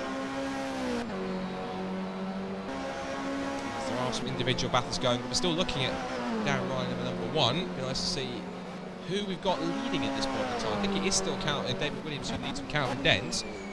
I think with that clear air, the gap is going to be continuing to edge out bit by bit. He seems to be taking a few tenths out of Calvin Dent every single sector, so that really seems to be working out for him. We're now on to lap 6 of 8. So David Williams, of course, does have the lead now by 3.8 seconds. Calvin Dent in 2nd place. Jack Ashton currently sits in 3rd, though actually now Ashton's closed right up onto the back of Calvin Dent. We're looking at Bradley Philpott with number 8. Bradley Philpott has done this year the Silverstone 24 Hours with Ultra and Peugeot, and also he recently did the Nürburgring 24 Hours at the wheel of a Ford Fiesta. Both went without their dramas, but he managed to get to the end of both of those races. So here's how this is at the moment. It'll be interesting to see this battle for second place, which we do. Calvin Dent in the white and blue, so yellow and blue number 15, just ahead of Jack Ashton in the white, blue and black car number 6, heading down back up towards Sunny in, Sunny out. The very fast right-hander, the forehand at Barcroft, almost flat out, up through 4th gear. And Ashton is now trying to consistently apply the pressure on the exit. Now the run down towards the complex. And that's Popular Team. That's David Williams has gone off. Williams has gone off. He's dropped from 1st to 3rd. So now Calvin Dent and Jack Ashton now go for battling for the race lead. Williams now has to try and recover, and he quickly does manage to get back onto the tail of the 2 leaders. I saw some smoke in front. I wasn't sure if that was a back mark for Williams that came to blows, but he did. And now Ashton's managed to find a way up the inside. He goes side by side with Calvin Dent down the straight onto the penultimate lap here at Croft. It's now Calvin Dent on the inside, Ashton on the outside. Who's going to be last of the late breakers up towards Clairvaux? They're going to hit the brakes practically together. They turn in. Dent turns across. Jack Ashton turns across, sorry, nudges Dent, and Williams takes advantage of that one and gets up to second place. But now, Williams is now all over the back of Dent, and the 3 cars are now nose to tail up through the S's and back up towards Tower. We are under 2 laps to go, and the podium is by no means for this race any breaks towards Tower. And a little bit exuberant in there. He's getting a bit rather crossed up on the exit of Tower Bend. He's now lost a lot of time in car lengths, and if he isn't careful, if he can't get it really back up to speed again, he could fall into the clutches of the battle that's going on for 4th between Zukas and Murphy. There they are. Goes the tail again through the right-hander of Barcroft. The black and yellow number 4 just trying to close in as much as he can. As Zukas holds on to the advantage. There's also a battle here. Ben Irwin's been caught by Bradley Philpott through the exit of the Sunnies, and he's got the eyes on. He really wants to get this move done. It's all intimidation tactics to try and just lure into a mistake. We are coming towards the start of a last lap. Philpott trying to get the undercut here as they come through the end of the complex and back up towards the hairpin. He's not daring enough to send anyone up the inside into the hairpin, but he might try and get the cut back on the exit if he can modulate his traction, and he's really tucked the rearing of Ben Irwin. Irwin's getting very defensive and holds the inside line. Philpott decides to execute plan B and look to the outside to try and get the undercut here. And this is the last lap here as they head up towards Clairvaux. There's smoke in front. Was there possibly something going on between Zukas and Murphin? Answer is not quite, but they're still nose to tail. And Philpott's going to try everything he can here to close in to get himself up into P6. Now Calvin Dent has actually dropped away quite considerably from this battle for the lead as Jack Ashton is defending for his life exiting Tower Bend. Half a lap to go between the leaders. Ashton and Williams nose to tail through the Jim Clark S's, on board with Williams. This is the view that he sees. Through the left, through the right, up towards the high-speed right-hander of Barcroft. Williams closing. Can he find a way through as they up towards under brakes? He nudges the back of Ashton's car, but has to try and hold back. Ashton sideways on the first part of the Sunnies, through Sunny out, and Williams is running out of options. Just a few corners to go now. Williams was in this situation before, but it's a different driver that he was battling for the lead. Back through the complex, up towards the right-hander. Second gear, he's almost nudging the back of the number 6 car, up towards the hairpin. You may have to try and get an undercut here. Ashton defending on the inside. I think, unless Williams gets an almighty bit of traction on the exit, he's going to... Second again, Ashton wins. Race 2B here at Croft is Williams second. Calvin Dent holds on to 3rd. And then it's all closed up for 4th with Murphy in the mix. And Zukas, Philpott did get past Irwin eventually. He finishes 7th. Carl Chard is in 8th in pod number 9. Then we have Grant Lyman, who will come around in 9th position in car 7. And there's battles on the exit here between Glodek and Ryan. Ryan's getting edged out on the outside. Glodek will not give up an inch. He still put his foot in as they come down towards the line. And Glodek will get his nose in front. Let's see what the gap was across the line between those two. It was about 0.5 of a second. So that was pretty close between the pair of them. Josh Banwell comes across the line. And Renault DeMarco is going to come across now in 13th place. So looking at the finishing order, it was Ashton who wins, Williams in second place, Dent in 3rd, Murphy in 4th, and Zukas rounding out the top 5. Then it's Philpott, Irwin and Chard. As a result, as though they come back in now. Lyman, Ashton, Glodek, DeMarco and Kirk rounding out the top 12. And now, of course, we start to march towards the B final, where the winner of that will go through to the A final, but it's only the one driver, rather than before at Curitiba when we had sort of half the field moving up. It's going to be pretty interesting to see how desperate it's going to be. So race results then, as we see here. So Calvin Dent wins, of course, and he wins by 0.4 of a second. Zukas was all the way in. The fact there's been some penalties that have been applied, it looks like. So Calvin Dent wins, Williams second. It's now Zukas in third. Irwin fourth. Banwell is actually fifth. I don't know how that's happened because Banwell was all the way down in 12th position. So there's been quite a few penalties that have been applied by the looks of it, because that's a different result to the one that we had on track. Chard is 6th, Philpott 7th, Lyman in 8th, then Ashton 9th and Glodek 10th, and then DeMarco, Kirk, Ryan and Murphy down in 14th. Second, is that the actual result because of all the penalties? No, we're just looking at. So we thought that was the incorrect result. So the results are actually now on here. So we'll quickly read that through again as we saw that. So Ashton wins, and he won by 0.2 seconds. Then from Calvin Dent, who was a further 2.8 seconds back. Then Will Murphy in fourth, Zukas fifth, and Philpott sixth. Just giving you the correct result this time. Then Irwin, Chard, Lyman, and Glodek rounding out the top 10, with Ryan, Josh Banwell, Renaud DeMarco, and Darren Kirk. And in 14th place. Darren Kirk was actually part of the team that came second in the Firth Thrustmaster 24 hours. But no such luck on this occasion for Kirk on that time. Looking at some of the replays here at the start, it's all pretty congested down. It was all pretty congested down towards turn 1, but everyone relatively behaved themselves. Well, until they got to Hawthorns, actually. So there was one car was around in the middle of the circuit. Just look at some of the incidents here. Now, pod 10, that was Shamak Glodek. Now, that's not right, because Shamak Glodek was in the Irish car. Let's just try and see exactly who was what. Oh, and that was, I think that was like Ben Irwin. That was Ben Irwin that came across on the exit clear with the grey and white car I'm looking at here. We're looking at some of the first lap up at Hawthorns. It's pod 11. So pod 11, which is Ben Irwin. And back in the pod 10, that was pod 11 and pod 10. So it's Ben Irwin and Josh Banwell, I think, was on the inside there in the orange and black. Between the two of them. So Ben Irwin, just looking on the replay here on the screen, as Ben Irwin rejoins in front of Banwell, and that's what caused the melee in the mid-pack. A little bit of a unsafe release there, and also he tagged Bradley Philpott as well in the mix, and Glodek was involved in that too.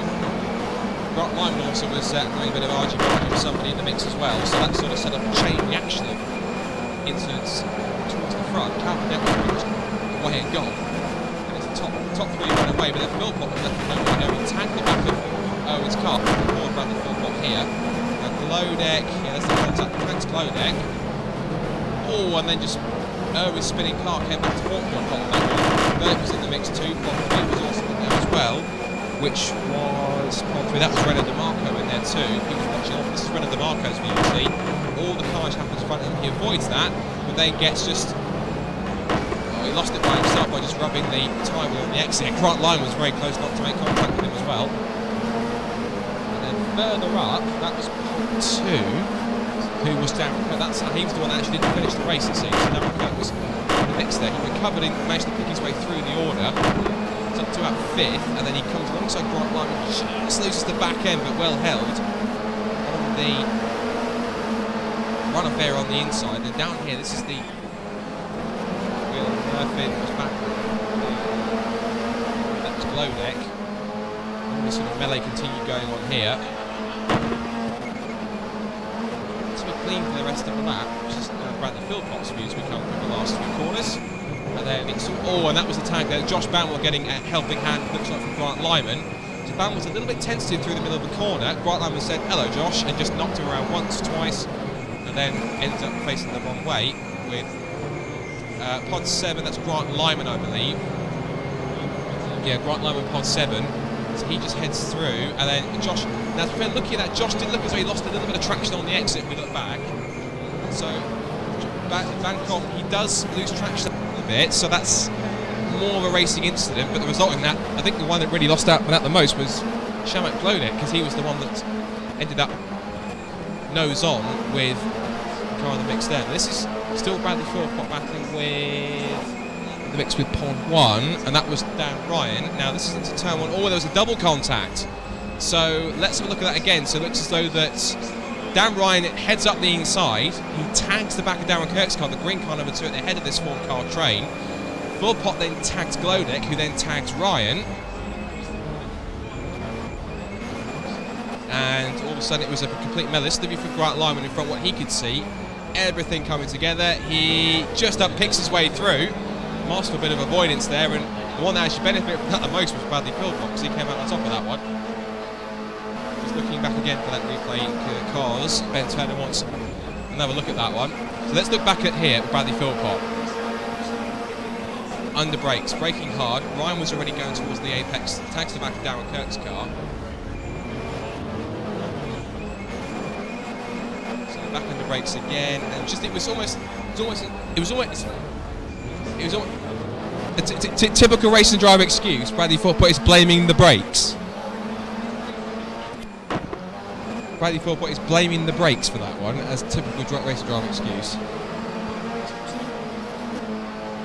Let's just get you through that, Portman. Bradley, you're blaming the brakes for that. We'll just talk us through what your version of events was that. I'd lay 70% of the blame at the car in front of me, but I was very obviously on the inside, and I braked to make the corner, and the car in front of me decided he would turn across, which I guess he's got a right to use some of the track. And my brakes proved insufficient to stop before I got to the car that I hit.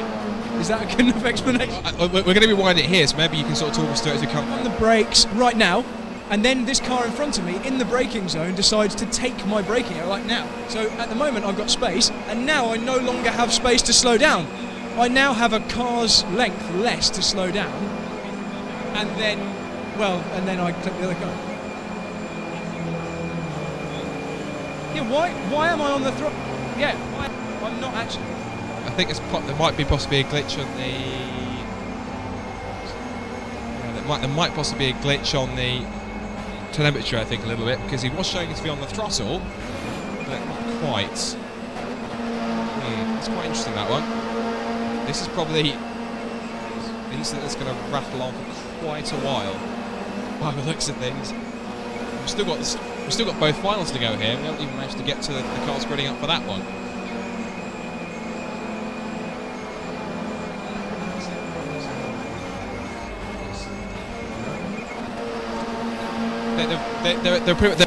There was sort of it was look at that, in perfect synchronization. Look at that. Look at this again. They both tap each other exactly the same moment. He's almost pirouetting in sympathy. Round he goes. So this is now on board with Glodek. Under brakes. Watch on the right hand side. In comes Dan Ryan shooting up the inside.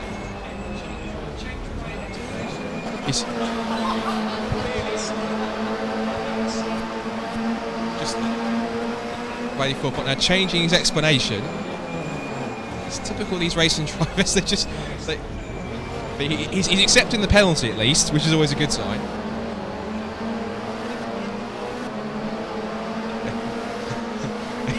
Bradley just said, just say what you just said again. When I was in the car, virtually, it didn't feel like my fault. Having reviewed the video, it looks more like my fault than it felt like it was.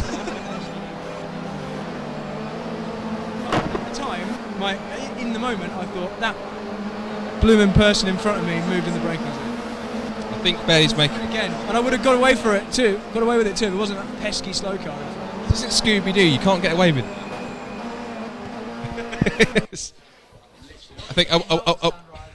Are we getting a decision from race director Ben Turner? What say you, Ben? Yeah, both penalties. Both drivers get a 25-second penalty. I think, in the words of Lee Connell, 25 seconds. Of course, Lee's not. Unfortunately, Lee's not here to say that in person, so I'll say it for him. 25 seconds. Anyway, this is now further on this lap. Dan Ryan turning across and tags Glodek. They go door to door on the exit. Glodek sort of continues to go deep. Not quite sure what he was trying to do here, but up the inside again. Just deep, and it just looks a little bit as though it was pretty much still like a racing incident. Both trying to head to the apex, but the fact they were still making contact didn't really help things. Look, it doesn't give Dan Ryan that much room on the exit, I have to be honest. Back up towards the hairpin. Now, Dan Ryan has got the nose here. Glennet does run it up the inside. And Ryan now starts turning towards his apex. Glennet has already got his nose up alongside.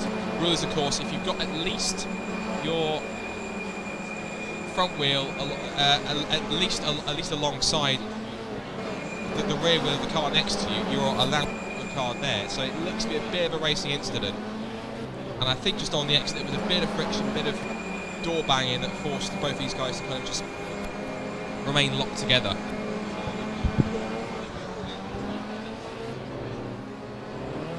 So, still there's a crowd forming behind just watching all the incidents. They were just waiting in anticipation to get this B final underway, but still the decisions go on. Ben Turner having to try and be impartial and actually make a decision that works for all parties.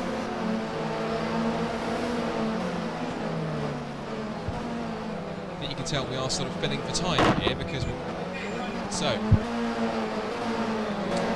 Ben Turner finally declares we're going to get racing on the way in a moment.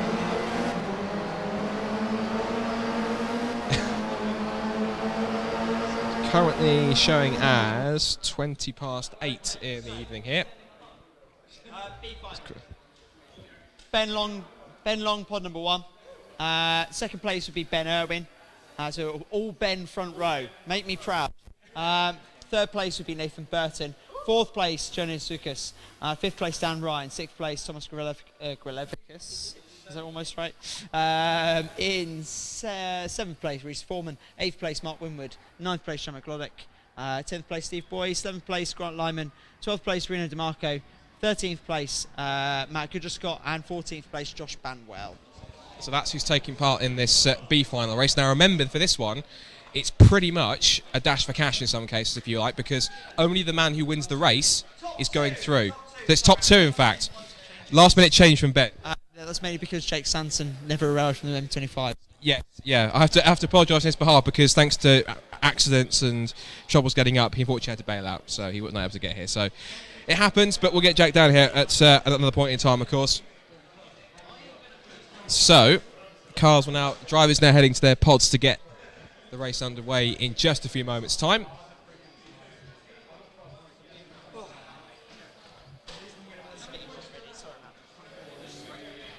So Ben Turner now preparing the drivers for his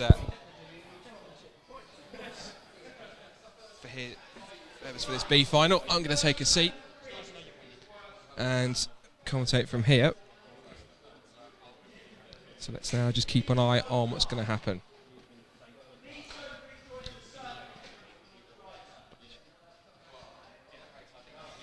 This is going to be quite a key one. Let's look at some of the drivers I think that possibly could be in the mix for this one. Looking at the grid. Now, of course, this is roughly a culmination of who's finished where in those particular races, 2 races. So some drivers that were in Group A have been pushed down to the Group B. This is really much a... That's for cash. We've got the grid for the A final.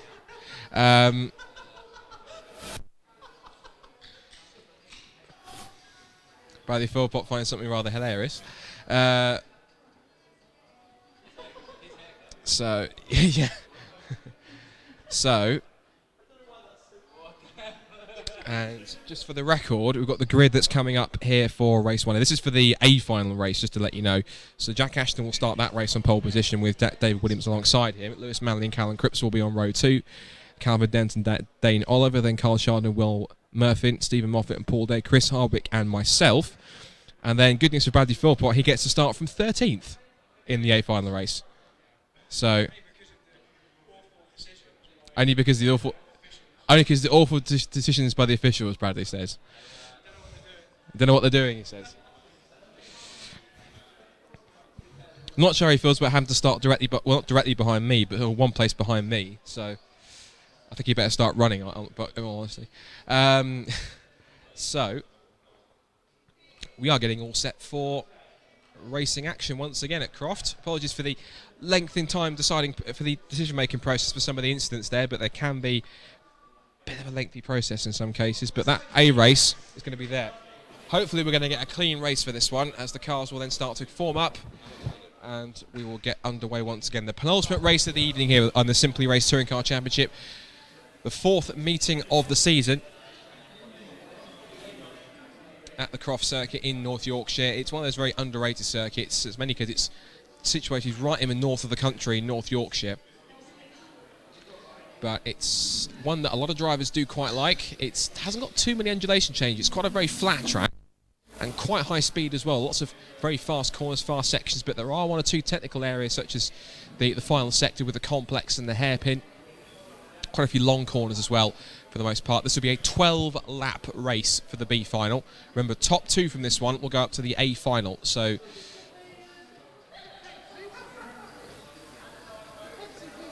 of course, this will mean that the final 15 car grid will be however the top 13 are sat, plus your 2 winners here. So let's just remind you then of the grid and how they line up. Ben for this B final. Ben Long and Ben Irwin. It's the pair of Bens on the front row of the grid. Then Nathan Burson and Jaunius Zukas on row 2. Row 3 is Dan Ryan and Thomas Grillavicius. Reese Foreman and Mark Winwood on row 4. Shamak Glerlich and Steve Boyce on row 5. Then Grant Lyman, Renaud DeMarco, Matt Goodger-Scott and Josh Barwell are the 14 cars that will start this race. Josh Banwell, not Josh Barwell. Even with glasses, my eyesight is useless. So, we're going to get all set to racing once again. Of course, if you do want to come down to Simply Race, I'm sure that Mr. Bento will happily encourage that all day long. Of course we will, yeah, absolutely. Happy to have you. Absolutely. Of course, they have all sorts. They've got 15 pods this year, of course, and they do sort of these regular race nights. You have the Friday Unlimited racing night as well? Yeah, so we do Friday night racing, which is a bit more informal than this, as obviously it gets a little bit more heated championship race such as today. But Friday night's a little bit more relaxed, so a bit more open to non-regulars. A bit more chaotic. No, in a way. Not necessarily. Sometimes it's been less chaotic because people aren't quite so desperate to win in turn 1. But yeah, we also do corporate events, things for stag do's and all that kind of stuff as well. Excellent. So I think it's simplyrace.co.uk is the website if you want to get information. If you want to come down and actually give the Simply Race Touring Car Championship a go, you're more than welcome to do so. See if you can prove yourself against some of the better guys. So you do get guys like Bradley Philpott, even a certain British touring car driver by the name of Michael Epps likes to frequent here at Simply Race, and so you can test your might against the current British touring car driver. Right, all set then for 12 laps of the B final here at Croft. Round 4 of the Simply Race Touring Car Championship. Revs are going to rise here. Last couple of cars getting into position. Ben Long and Ben Irwin on the front row of the grid. Waiting for the lights to go out. Also going to rise in just a few moments' time. Who's going to win the race down towards the first corner at Clairvaux? It's a long drag off the line. Lights are just building up. Here they come. Lights are going to be off in a second. Green, and we are underway in the B final in a moment. Now we get going because we're 2 seconds behind. Off we go. Good start from everyone. It seems pretty clean. Front row got a pretty equal launch as Ben Long and Ben Irwin charge down towards the first corner at Clairvaux. It's almost 2x2 hurrah into the first corner. Turning across. It looks to be, I think it's Irwin who holds on to it. Zukas gets a little bit out of shape and holds on. Also the mix there is down right up the inside of Thomas Grillavicius. And it's just, I think everyone's just about getting through, almost trouble-free, almost 3 wide into the S's. So that was never going to work out. One ahead car to skip across the escape roads. They charge back down towards Tower. Now side by side it's pods 7 and 8. It looks like that's in the mix there. I think that's Mark Winwood and maybe Dan Ryan in the mix too. Yeah, Dan Ryan up the 5th position, 6th position. One car's up. Is that Ben Irwin possibly? I'm not quite sure who that is. It's dropped down the order a little bit. It's Dan Ryan in fact. Up for the Jim Clark S's, through for the first time. In the lead, it looks to be Ben Long that leads, Burton second, Irwin in the bright green car in number 2 in 3rd place. Grillavicius is giving him the big hurry up through the first part of the complex. And then the mix 2, there's also Dan Ryan and Mark Winwood nose to tail, also as is Steve Boyce in the orange and black car, number 10 in 7th place. Ben Long already trying to escape now as he at the head of the field. He's got clear track in front of him and using it to his advantage. through the very tight and twisty complex here. The battle of a second is starting to become a 6-car train already. Under brakes for the hairpin, tuck left, 180 degrees. And up towards the end of the first lap, we've got some active gaps here, so we'll be able to tell you exactly who is where at the moment. But already, Ben Long is getting away to the tune of about 1.6 seconds they come across the line. Burton second, Owen third. Now we go on board with Mark Winwood in the number 8, chasing down Dan Ryan in the 5 now for 5th position. Under brakes for Clairvaux. Ryan looks for the apex pretty early. Cuts the curve and then gets back on the power through the apex. Through the long right hand of Hawthorns. That's Ben Irwin that's all out of shape in the number 2 car. Loses 1 place, loses 2. Through goes, I think that's Dan Ryan, I think, getting through. They're all starting to cluster together. It's almost 3-4 abreast down towards Tower Corner. That's never going to work, boys. You're going to have to sort yourselves out under braking. Who's going to be last of the late breakers? Up towards the right-hander. Who's going to come out on top of that one? I think it's possibly going to be... It's pretty tricky. Oh, Ben Irwin gets fired off into the gravel. Exit stage there for Irwin. He's gone. He's off down the order. There's also pod 11. That's Grant. There's Grank Lyman apparently. I thought it was Grant Lyman, but it's Grank Lyman apparently. So it is Grant, but he's been misspelt. He has to be Grank for this race as they come through. Nose to tail. No, he doesn't come through actually. Ben Long still leading. The time at the last sector was 2.7 seconds, so it's him and Nathan Burton that will go through to the A final at this moment in time.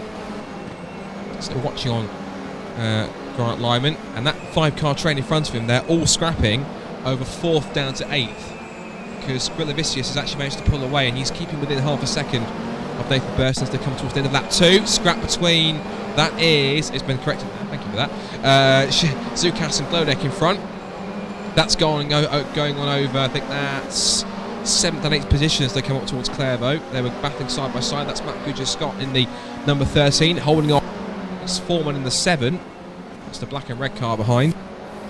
All pretty orderly through Clairvaux for the time being. It's a good battling down towards the bottom of the field. That's the good thing about the touring cars is it doesn't matter where you are, whether it's at the head of the field, in the mid-pack or down towards. There's always someone that you can race. There's always a good battle to be had. And that's certainly the case as we head up towards lap number 3. Nose to tail now between Steve Boyce and Dan Ryan. That's a scrap that's going on over 4th position. They funnel their way through the Jim Clark S's for the 3rd time. Remember, it's 4 laps longer than the heat. It's a 12-lap race, so plenty of time for guys to start to move up through the order if they have made any mistakes. Through the very tricky sunny in, and then the very out for the first part of that complex. Kicking up the dust on the exit, now down towards the beginning of the actual corner. It's called complex. It's curving left-handed and a very sort of tight right-handed that they tuck through on the apex and then back up towards the hairpin to end lap number 3. Ben already trying to escape. He's got the gap out now to almost 3.5, so just over 3.5 seconds. And he in turn has pulled away with Grillavicius now falling away against the clutches of the likes of Dan Ryan and Steve Boyce and Mark Winwood as they come across the line. Steve Boyce still in 5th. 10th and a half in the mix as they come through Clairvaux again for the 4th time, heading up to 1/3 race distance. It's at the moment for a touring car race, they don't want to kind of have the cork at the bottom, but it's a pretty clean race at the moment for this B final here. But now I've said that, I'm bound to have cursed it with in the next few corners. You watch now. Down towards Tower Bend they come. Steve Boyce thinking about a move up the inside. Dan Ryan has it covered. Boyce will still try and get his nose up the inside on the apex at the exit of Tower Bend. Back to Jim Clark S's again at the exit of Tower Bend. Jim through the high-speed S's once again. Good scrap also there with Glodek and Zukas to tail for. So that was that was Winwood and Glodek for 6. So that was they're going to keep this back at 4th and 5th. Winwood and Glodek 6 going on here. Ben Long's got the gap up by another half a second. That's now up to 4 from Nathan Burton. Currently they are the 2 guys that will go up to the A final to join on here. Ben Long's got the gap through the complex again. There's a yellow flag in sector 2 somewhere. Someone's had an off at some point. 2nd, 3rd, 4th, 5th and 6th all together. This is now Ryan, Steve Boyce and Mark Winwood. Winwood in the number 8 car at the back of the field. That's the white, red and black car at the tail end of this trio. Still watching Steve Boyce in the orange and he's the middle of this 3-car scrap that's going on. Just in front there is Dan Ryan in the 5. And then we have Thomas Grillavicius in the white and blue car in 3rd, and then Nathan Burton in front of him in the blue and orange car in second place, you can just see in the background. And that little speck that was right in the distance, that's Ben Long, who is almost long. As here comes the voice to the outside, Ryan up towards Town Corner, the outside line of the braking. He'll look for back on the exit, has left the door open, and this is a great opportunity for Boyce now to come alongside. He's now going to be side by side up towards the Jim Clark S's. Boyce hasn't got the grip and he hasn't got the pace and couldn't put himself alongside. He'll try again up towards the right-hander of Barcroft and into the two sunny corners. Under brakes again. Got to see in front. Always Dan Ryan almost goes wide. Boyce puts his nose up the inside, but there's no room in there as well. Now Mark Winwood getting into the mix also, gets a little bit sideways on the exit of Sunny out. As they continue to run up towards the complex, you can also see in front that battle for second is intensifying because Nathan Burton has really fallen away and Grillavicius has used the gap, the pace advantage that he's got to try and close in for second place. This is where the battle is. Ryan goes the hairpin. Boyce take advantage to put himself alongside, and Mark Winwood in the mix as well. Might want a quick look at this battle for fourth place is going on once again. Here it comes. Winwood, is he going to be brave enough under brakes to force up the inside into Clairvaux? He does almost try, but he holds on and sits back for the time being. So Ben Long now leading by 5.4 seconds. The gap between second and third is less than half a second, as you can see just in front, but it's this battle for fourth that's getting incredibly intense. Dan Ryan in the white, orange and black car at the head of this trio. Then it's the orange and black car of Steve Boyce, and then the white, red and black car of Mark Winwood in the mix too. This is over 4th, 5th and 6th, but the harder these guys fight each other, the easier it is for the guys in front to make a break and not really be too affected by how much they battle amongst each other. They won't lose too much time at that rate if the cars in front are doing, cars behind are doing the same. Now the rest of the top 10, Shamak Glodek in 7th, Yaunier Suzukas in 8th, Matt Goodger-Scott's up to 9th, starting towards the back of the field. Good run from him so far. And then top 10 at the moment for Grant Lyman. Ben Irwin 11th. Then we've got Renaud DeMarco in 13th, and then Josh Banwell is towards back. And I think there's been some contact, so I can hear some commotion. And that is Steve Boyce out into the scenery. Now then, maybe we can get a replay of that as to what happened. Oh, there's more contact there, Steve. That's Dan Ryan that went around as well. Let's have a look at the replay here. So side, Dan Ryan's on the inside of the corner. Steve Boyce goes around the side. Oh, Steve Boyce turns in. And that didn't leave him. Oh, Dan Ryan didn't so much to go. Dan Ryan rejoins right in front of Grant Lyman. Matt Goodger-Scott was lucky there as well not to collect it. Oh, and Ben Owen was involved too. So it's a bit of a mess into the car, unfortunately. And I'm afraid there, but oh, that's a tricky one to call really. It's a racing incident in some cases, but now Steve Boyce won a bit. It's a bit tricky. Dan Ryan was a bit naughty to come back across the track there. Matt Goodger-Scott was the lucky party in that one because he almost made contact and that almost put him into danger. Now Dan Ryan trying to recover with Reece Foreman. This is over 10th position, and we are now past half distance now as Dan looks to the outside of Reece Foreman. He'll now look back on the exit, get nerves and couldn't get a smart enough exit. Reece Foreman will hold on for the time being for 10th position. Back at the front, Ben Long is still leading by 7.4 seconds from Nathan Burton, and that whole sequence in front has sort of changed the complexion for the battle for third place because as here comes to run out the inside again, that's not really the way you want to try and get past Reece Foreman there, Dan. Side to side contact, he elbows Reece Foreman out of the way. There you go, Reece, have some of that. Bit tricky there from Dan, maybe that slight frustration I think after the contact before. He might personally feel a bit aggrieved after Steve Boyce turned across him, but everyone is still running and the order has changed. So this is now your leader Ben Long, car number 1 in position number 1, taking full advantage of his pole position. There's Nathan Burton in second place. He's got about a 2.5 second advantage over Mark Winwood, who finds himself in third place now. He was the de facto beneficiary of that incident that happened between Boyce and Ryan.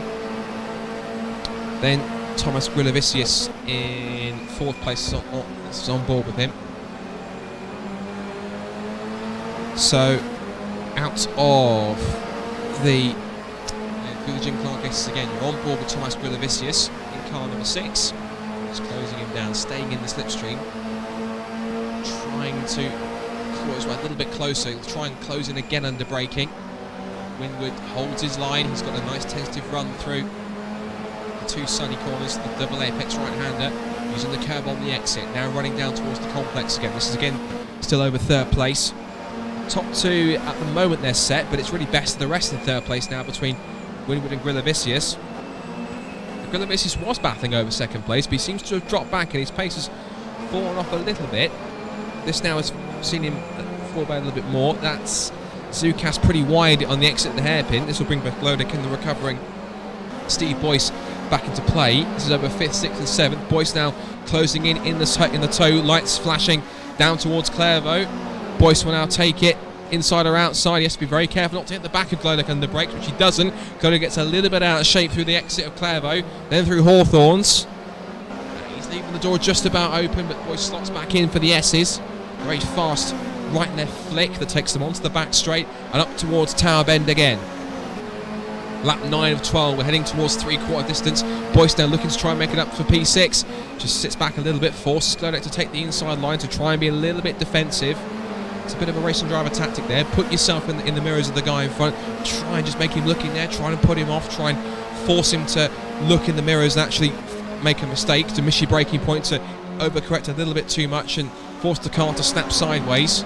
But at the moment, Glodic is holding on and Boyce is the one that's chasing. Oh, sideways moment for Yuzukas. He loops it around on the exit of Sunny Inn. And he's now dropped down to what is now 7th position. He'll lose another couple of places. Matt Scott goes through. He now recovers just in front of Ben Irwin. That puts Zukas down to 8th. It may be Ben Irwin that goes around the outside of the grass and powers his way past. So Zukas has dropped from 5th down to 9th because of that mistake. And unfortunately, I'm saying he did that all by himself. He jumped rather than being pushed. So let's look at this battle again between Glodic and Boyce once again, 5th and 6th. The rest of the field is pretty much as close as it normally is. Another close battle in front is also back over third, because it's still at between 0.3 of a second between Winwood and Grillavicius. The top two are pretty much, at the moment, pretty safe, as Glodic again is pretty wide through Hawthorns. Boyce forces his way up the inside. They're almost side by side, and look at that, Boyce with a very forceful piece of driving there, he forcing Glodic to back out, as Winwood now under attack from Grillavicius. Thomas gets his nose in front. Winwood has to capitulate, and that's up to P3 now for Thomas. A very smart move up the inside, and that's good driving from Winwood too, to not necessarily giving him the place, but giving him the room and actually allowing him to take the place rather than defending too much. And in that situation, you just have to give him the room in some cases. You can't really just be that stubborn and just continue to hold on and just try and force his way around the outside, because it won't really bend anyone with the pair of you spearing towards the barriers and making contact. Sometimes you have to let the other guy go, because in for the best interests of both drivers. So, just to go, still lead 8 seconds from Nathan Burton. These two guys will be straight into the A race, unless there is a last minute drama, and we certainly hope there isn't. Well, those two won't anyway, but any drama will certainly bring the likes of these two in front. Now, looking at the gap here, it is just under 3 seconds between Burton and Grillavicius. Now, see Nathan in the distance, but doesn't appear to be really closing in all that much, which is really not beneficial for him. Steve Boyce has pulled away from Glodic at quite a rate of knots, and I wonder, at the pace that he's running, I don't think he'll close in and catch Mark Winwood at that point. We'll have to wait and see. The gap between them was, well, it's about 3.5 seconds. Unless he can make up 3.5 seconds in 2 laps, it's pretty unlikely, with all due respect to Steve and his respective pace. Here's a good scrap. Shamak Glodic coming under attack again from Matt Scott. Scott in the predominantly sort of slightly purple, red and turquoise number 13 in 7th place right now. Back through the Jim Clark S's again. Everyone else sort of pretty spread eagled at the moment. You're having too many battles down to the second half of the field. And I have to say though, looking at that front gap, the gap has come in substantially. It's now 2.2 seconds. It was quite a lot more. So Grillavicius has got the gap down quite a lot. So whether or not Nathan Burton is having some last minute dramas, or it's just the fact that Grillavicius has got that much pace left in him, we'll have to wait and see. But on to the last lap now. Ben Long, all he has to do is make one more tour of the Croft circuit, and he will be into the A final. That's easier said than done, of course, but we'll hold our breath and wait and see. And Nathan Burton currently does hold on to second place, but he's got a 2.5 second advantage over Thomas Grillavicius, with Mark Winwood also giving chase in 4th. We're looking at him right now. I think Burton's got just about enough, I think, but it's not over until we get to the checker flag. Just started telling Toyota that, of course, after a couple of weeks ago. Is that too soon? Is that too soon? That's way too soon, unfortunately, according to that. But there you go. So up towards Tower Bend for the last time. Just holding on. It's closing in again. It's now only what's that now? 3 seconds now. So what's 2.1? It's the beginning of a lap. Stops here. He's going to lose. Vicious is catching him hand over the last few corners. I think Burton's just trying to get himself to the line, but if he's not careful, Tom may make one lap into the final couple of corners and up into the complex again. Wide there from Burton. He's just about going to hold on. I have to commend Grill close as much as he has, but I don't think that Burton anticipated Thomas to try and make one final dive into the final corner, as he's going to try and look at it again, but he can't find his way through. Meanwhile, Ben Long wins the B race to head his way up into the A final, as will Nathan Burton, just with Thomas Villavicius. Winwood fourth, Boyce recovers the fifth after the contact from earlier on. Claudette will get sixth. Matt Goodger Scott will just about on to seventh place from Ben Irwin. Dan, of course, would have hoped for more on that one, being able to settle for ninth. Reese Foreman holds on to 10th, and Xiaonian Zukas and Grant Lyman will hold out the top 12,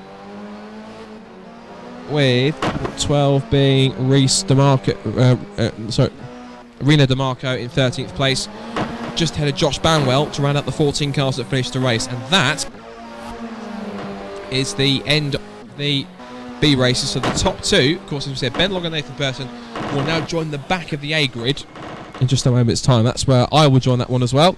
So I will exit commentary for the time being. I'll get myself psyched up for the A race, and we'll see what happens. Hopefully a clean race, although with the SRTCC boys, especially with the run down to turn one, that's never really guaranteed. So for the last race, I'll hand you back to Ben Turner as he starts to look at some of the incidents in that race, and then we'll be on for the final race of the evening, the A race, the A final, which will determine the top three, and of course who comes away with trophies here at Croft. So for me, I'll sign out and get myself ready and hand back over to Ben. Thank you very much. Excellent commentating from Scott Woodward. I have to thank you very much for that, and all the best in the race. We're just going to load up the incidents from that race, and there's a couple of drivers who want to have a quick check of various incidents whilst the drivers get ready for the grand final for this evening. It's been an entertaining evening, actually. That was the best start we've had so far. The actual start itself was definitely the best we've had. Some of the drivers further back, like Matt Goodger Scott was begrudging that. He was hoping to make up some spaces after a torrid qualifying campaign.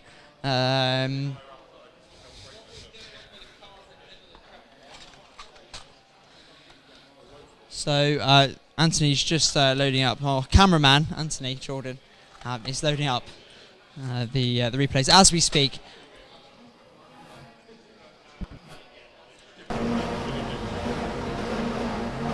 So we are going to watch Pod 5.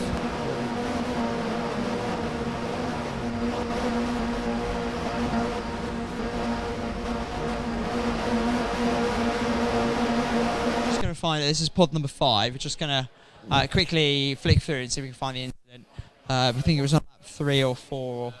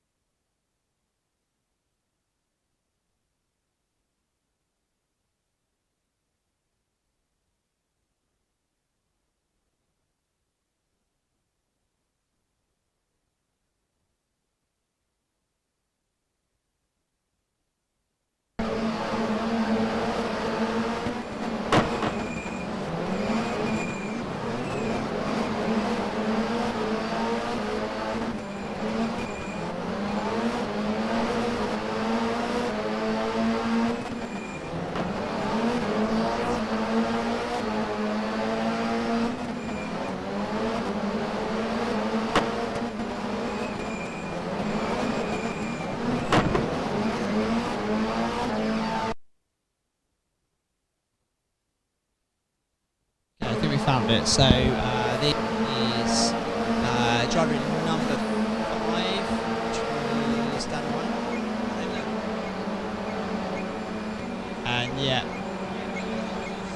And I think that's very clear that the driver on the outside, number 10, turned in on the other driver. So number 10 was Steve Boyce. So Steve will unfortunately receive some penalty points for that.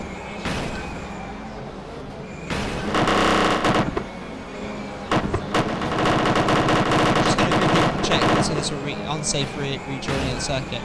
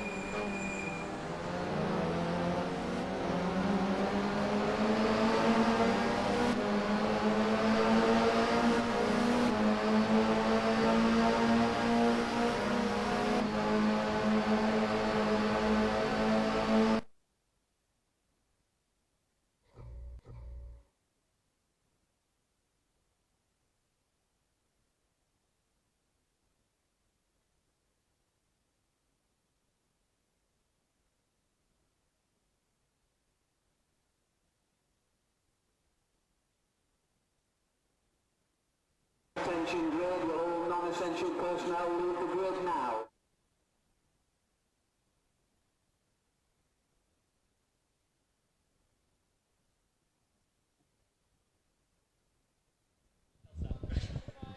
So drivers, drivers are just taking their seats. Spectators, I'm getting confused with pronouns here, or nouns even. I'm not with it this evening. It's almost 9 o'clock. This is going to be the grand final. 12 laps. Jack Ashton is on pole position with the very quick David Williams, Lewis Manley, and Callum Cripps.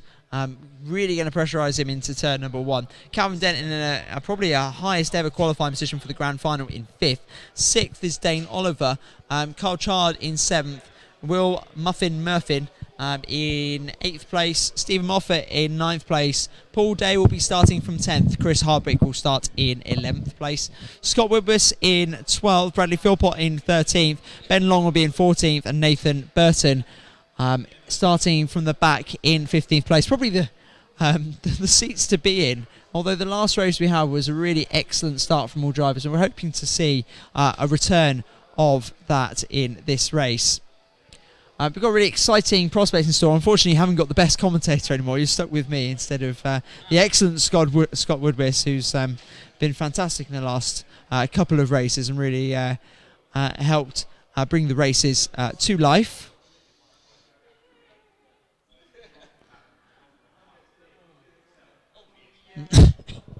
Sorry, if you have to excuse me if I do cough every now and then. I've got a bit of a cold. Apologies.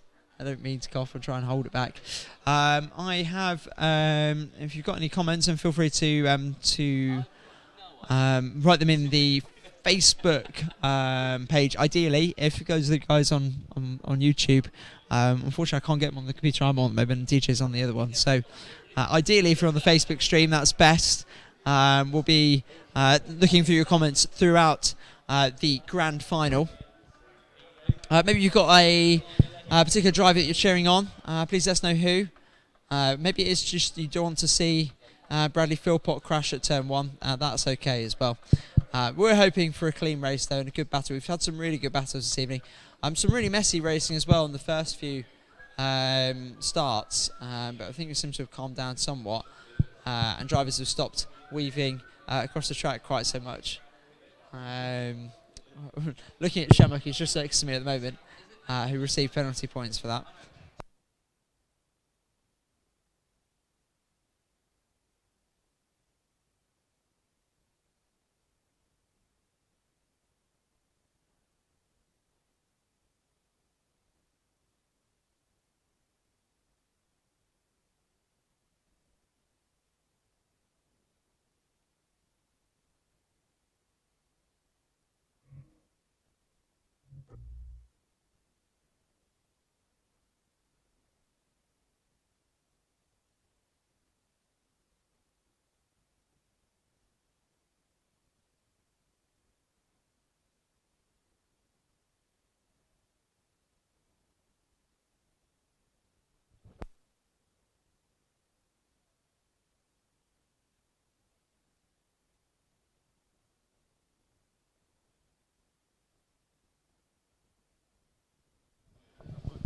Is this the final?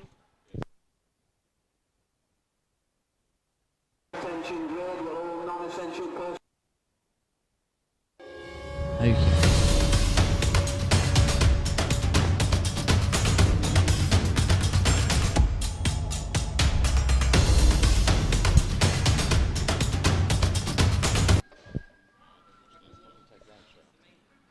Okay, so here we go for the grand final of today's race here at Simply Race Milton Keynes.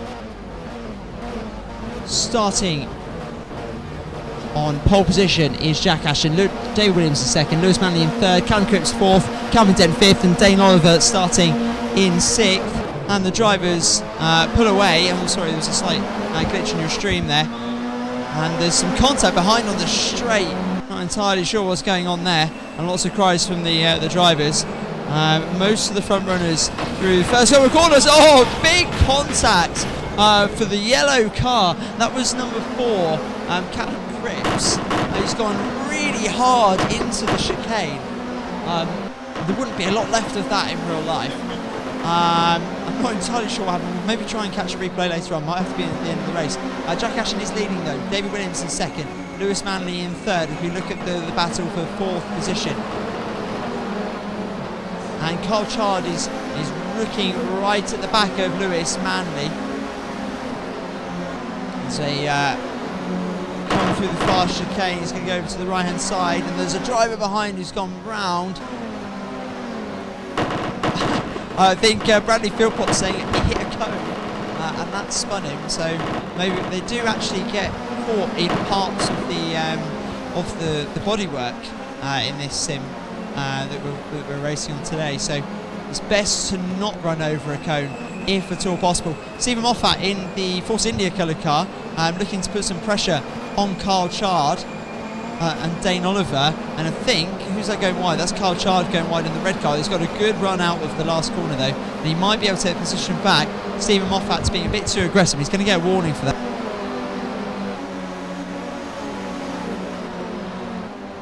And up the inside then, oh, I thought there was going to be contact between the two. Stephen Moffat has indeed taken the position, but has received a warning for being excessive aggressive driving in defence. So I think elsewhere, potentially Lewis Manley isn't happy, as we're hearing from my correspondence across the sim centre. We're on board now with Carl Chard, who's looking to take revenge on Stephen Moffat as they go through the fast chicane.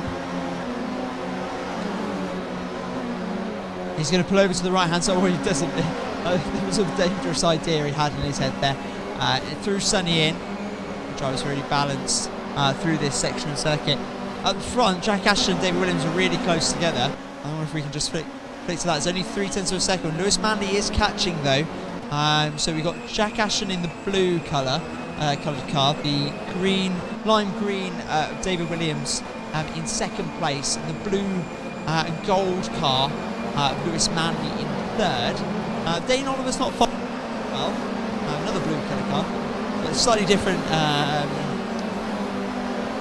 a different blue. There is.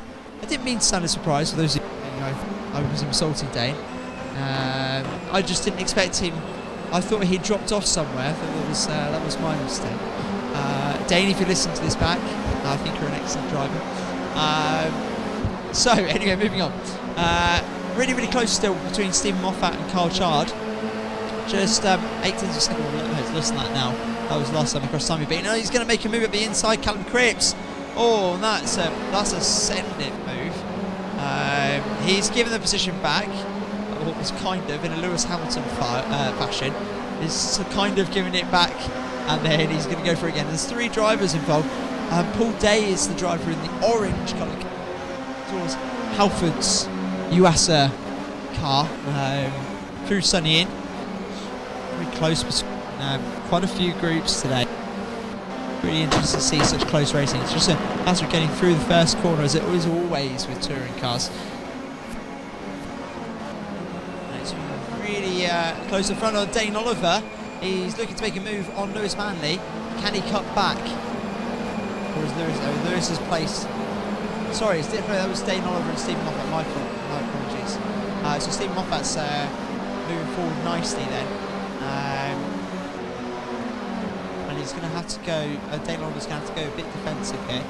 And Lewis Manley has caught up to the back of Williams, you have to say, as well. There's another he's been looking at an eye on. I think just behind. Stephen Moffat might have a good run coming down the straight into Tower. He's going to have to go around the outside though if he's going to make it work. Oh, there's a little bit of side-to-side contact. Can Stephen Moffat cut back?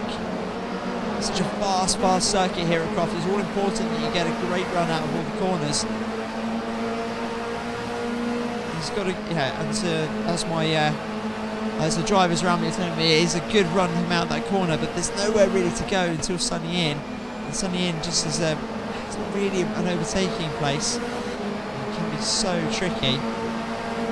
He's moved back a little bit, as has David caught. David's moved away from Lewis, but also starting to catch Jack Ashton slightly at the front. So elsewhere, I wonder if we can just move back a couple. Go to Callum Cripps.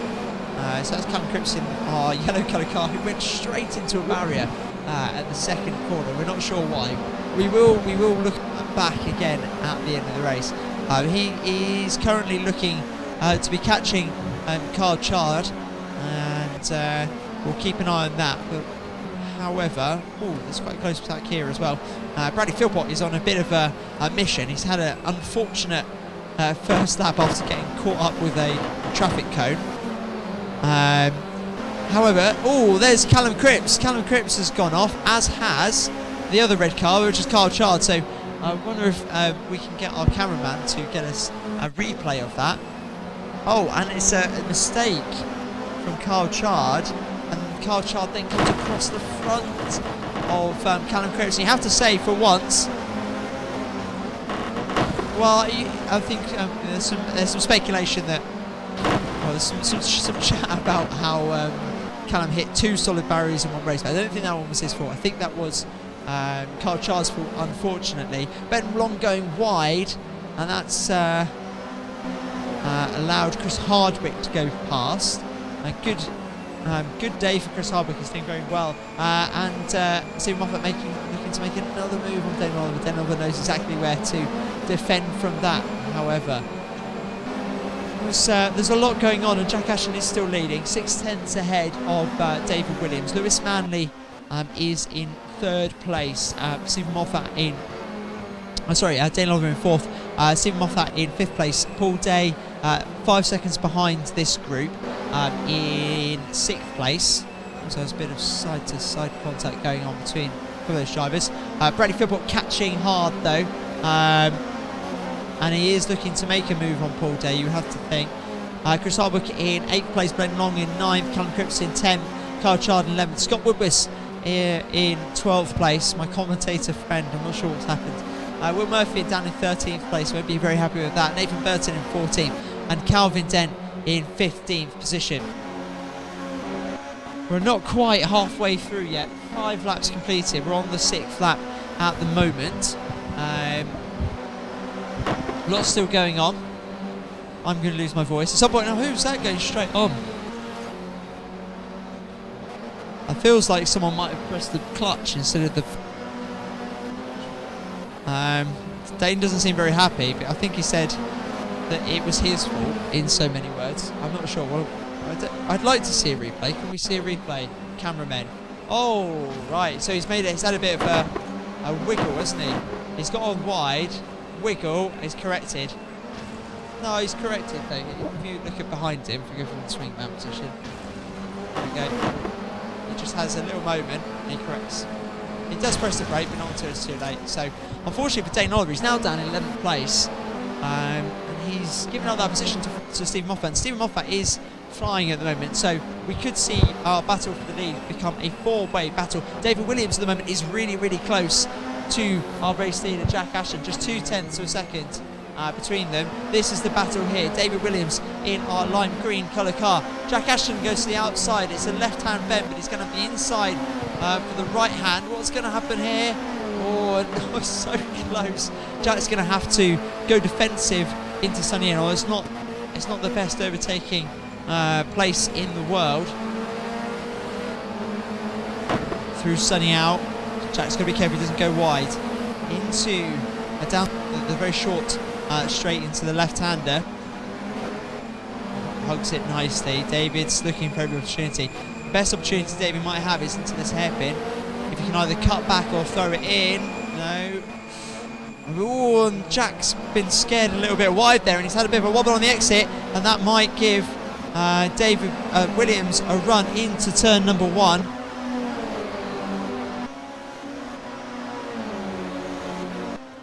As David looks to go around the outside and somehow both keep it on the circuit. That's a little bit of track limits there from David Williams, using all of the track available to him, and a little bit more.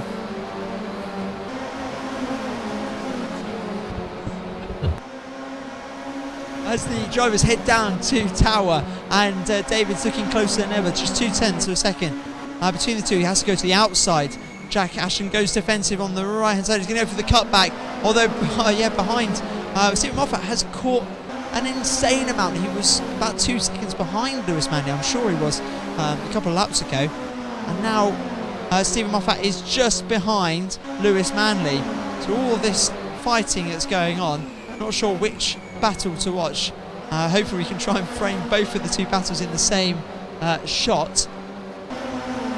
And Stephen Moffat is really all over the back of Lewis Manley. You have to think that there's going to be a move made at some point. We're in lap 7 of 12. We're about to complete lap 8. And coming into the final corner, we've got side-by-side action here. Some of Moffat's on the outside. Wasn't the best. I think there some clever defensive manoeuvres from Lewis Manley. He's managed to nullify the effect of Stephen's attack for that one lap.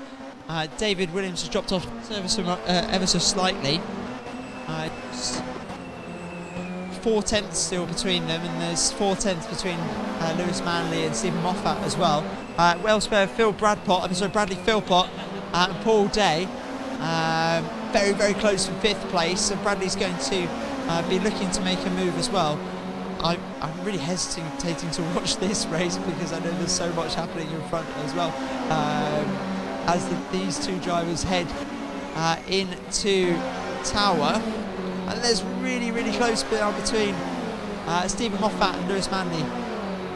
And Moffat goes to the outside round the left-hander. Is he going to hold it there?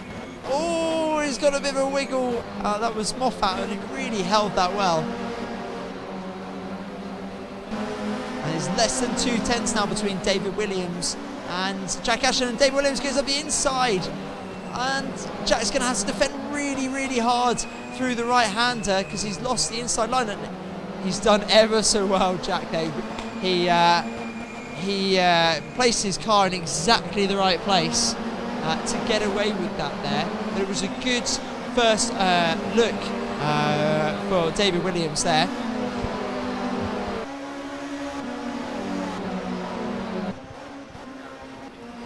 And we're really setting up for a great finale. We've got 3 laps remaining. This is yet another nail-biting finish to a grand final of the Simply Race Touring Car Championship. It's only round 3. Round 4 with the championship. Almost, in fact, this is the halfway point. So this is quite key for drivers' championship build, and around the outside from Stephen Moffat. And he's got the inside line. A really excellent move from Moffat. And is he going to be able to defend it? I think he is. But we know that Stephen Moffat's got a lot of pace. Still 2 laps after this one to go. So I think we could see a real battle for the podium. Jack's defensive driving is extremely good, but it is going to slow down both him and David over the next couple of laps. You can see already that Stephen Moffat is gaining on these two. He's really got the box seats really for this battle with Stephen Moffat. He's probably just hoping that something happens ahead. He doesn't have to do too much hard work. But it's all been very fair driving so far. As we can see that Paul Day has unfortunately lost the position to Bradley Philpott, who again, just a reminder, he did hit a cone earlier on and that spun him out. But it recovered well to 5th place. And David once again is being frustrated. He's trying to find a way past Jack Ashton. The time is running out, a lap and a half remaining. Is he going to make a move? He's going around the outside maybe. He's going to do a Moffat, although Moffat is looking at him. So Moffat's... but it's a good... Actually, he's got a really good run as David Williams. And Jack's going to have to give him a bit of space, although he's got the inside line here. Oh, and David's gone a little bit wide. The 2 drivers are side by side. And Moffat... Oh, and 2 wheels. Oh, and there's all a bit messy coming into Sunny Inn. Jack's on 2 wheels. I'm surprised they didn't have an incident there. Jack might lose a place, and David Williams goes through. Stephen Moffat might be looking to take advantage of it. Oh, Jack Ashton's looking. Oh, but he's not able to retake the place. Lewis Manley's going to rejoin the back of this group. Stephen Moffat is also looking to get involved. Jack Ashton's right on the back of David Williams. Jack's not looking for revenge. He's coming down the main straight, tucked into the slipstream with David Williams. He comes. He doesn't make a move there. He's biding his time. This is the last lap now, so David's made his move at a good time.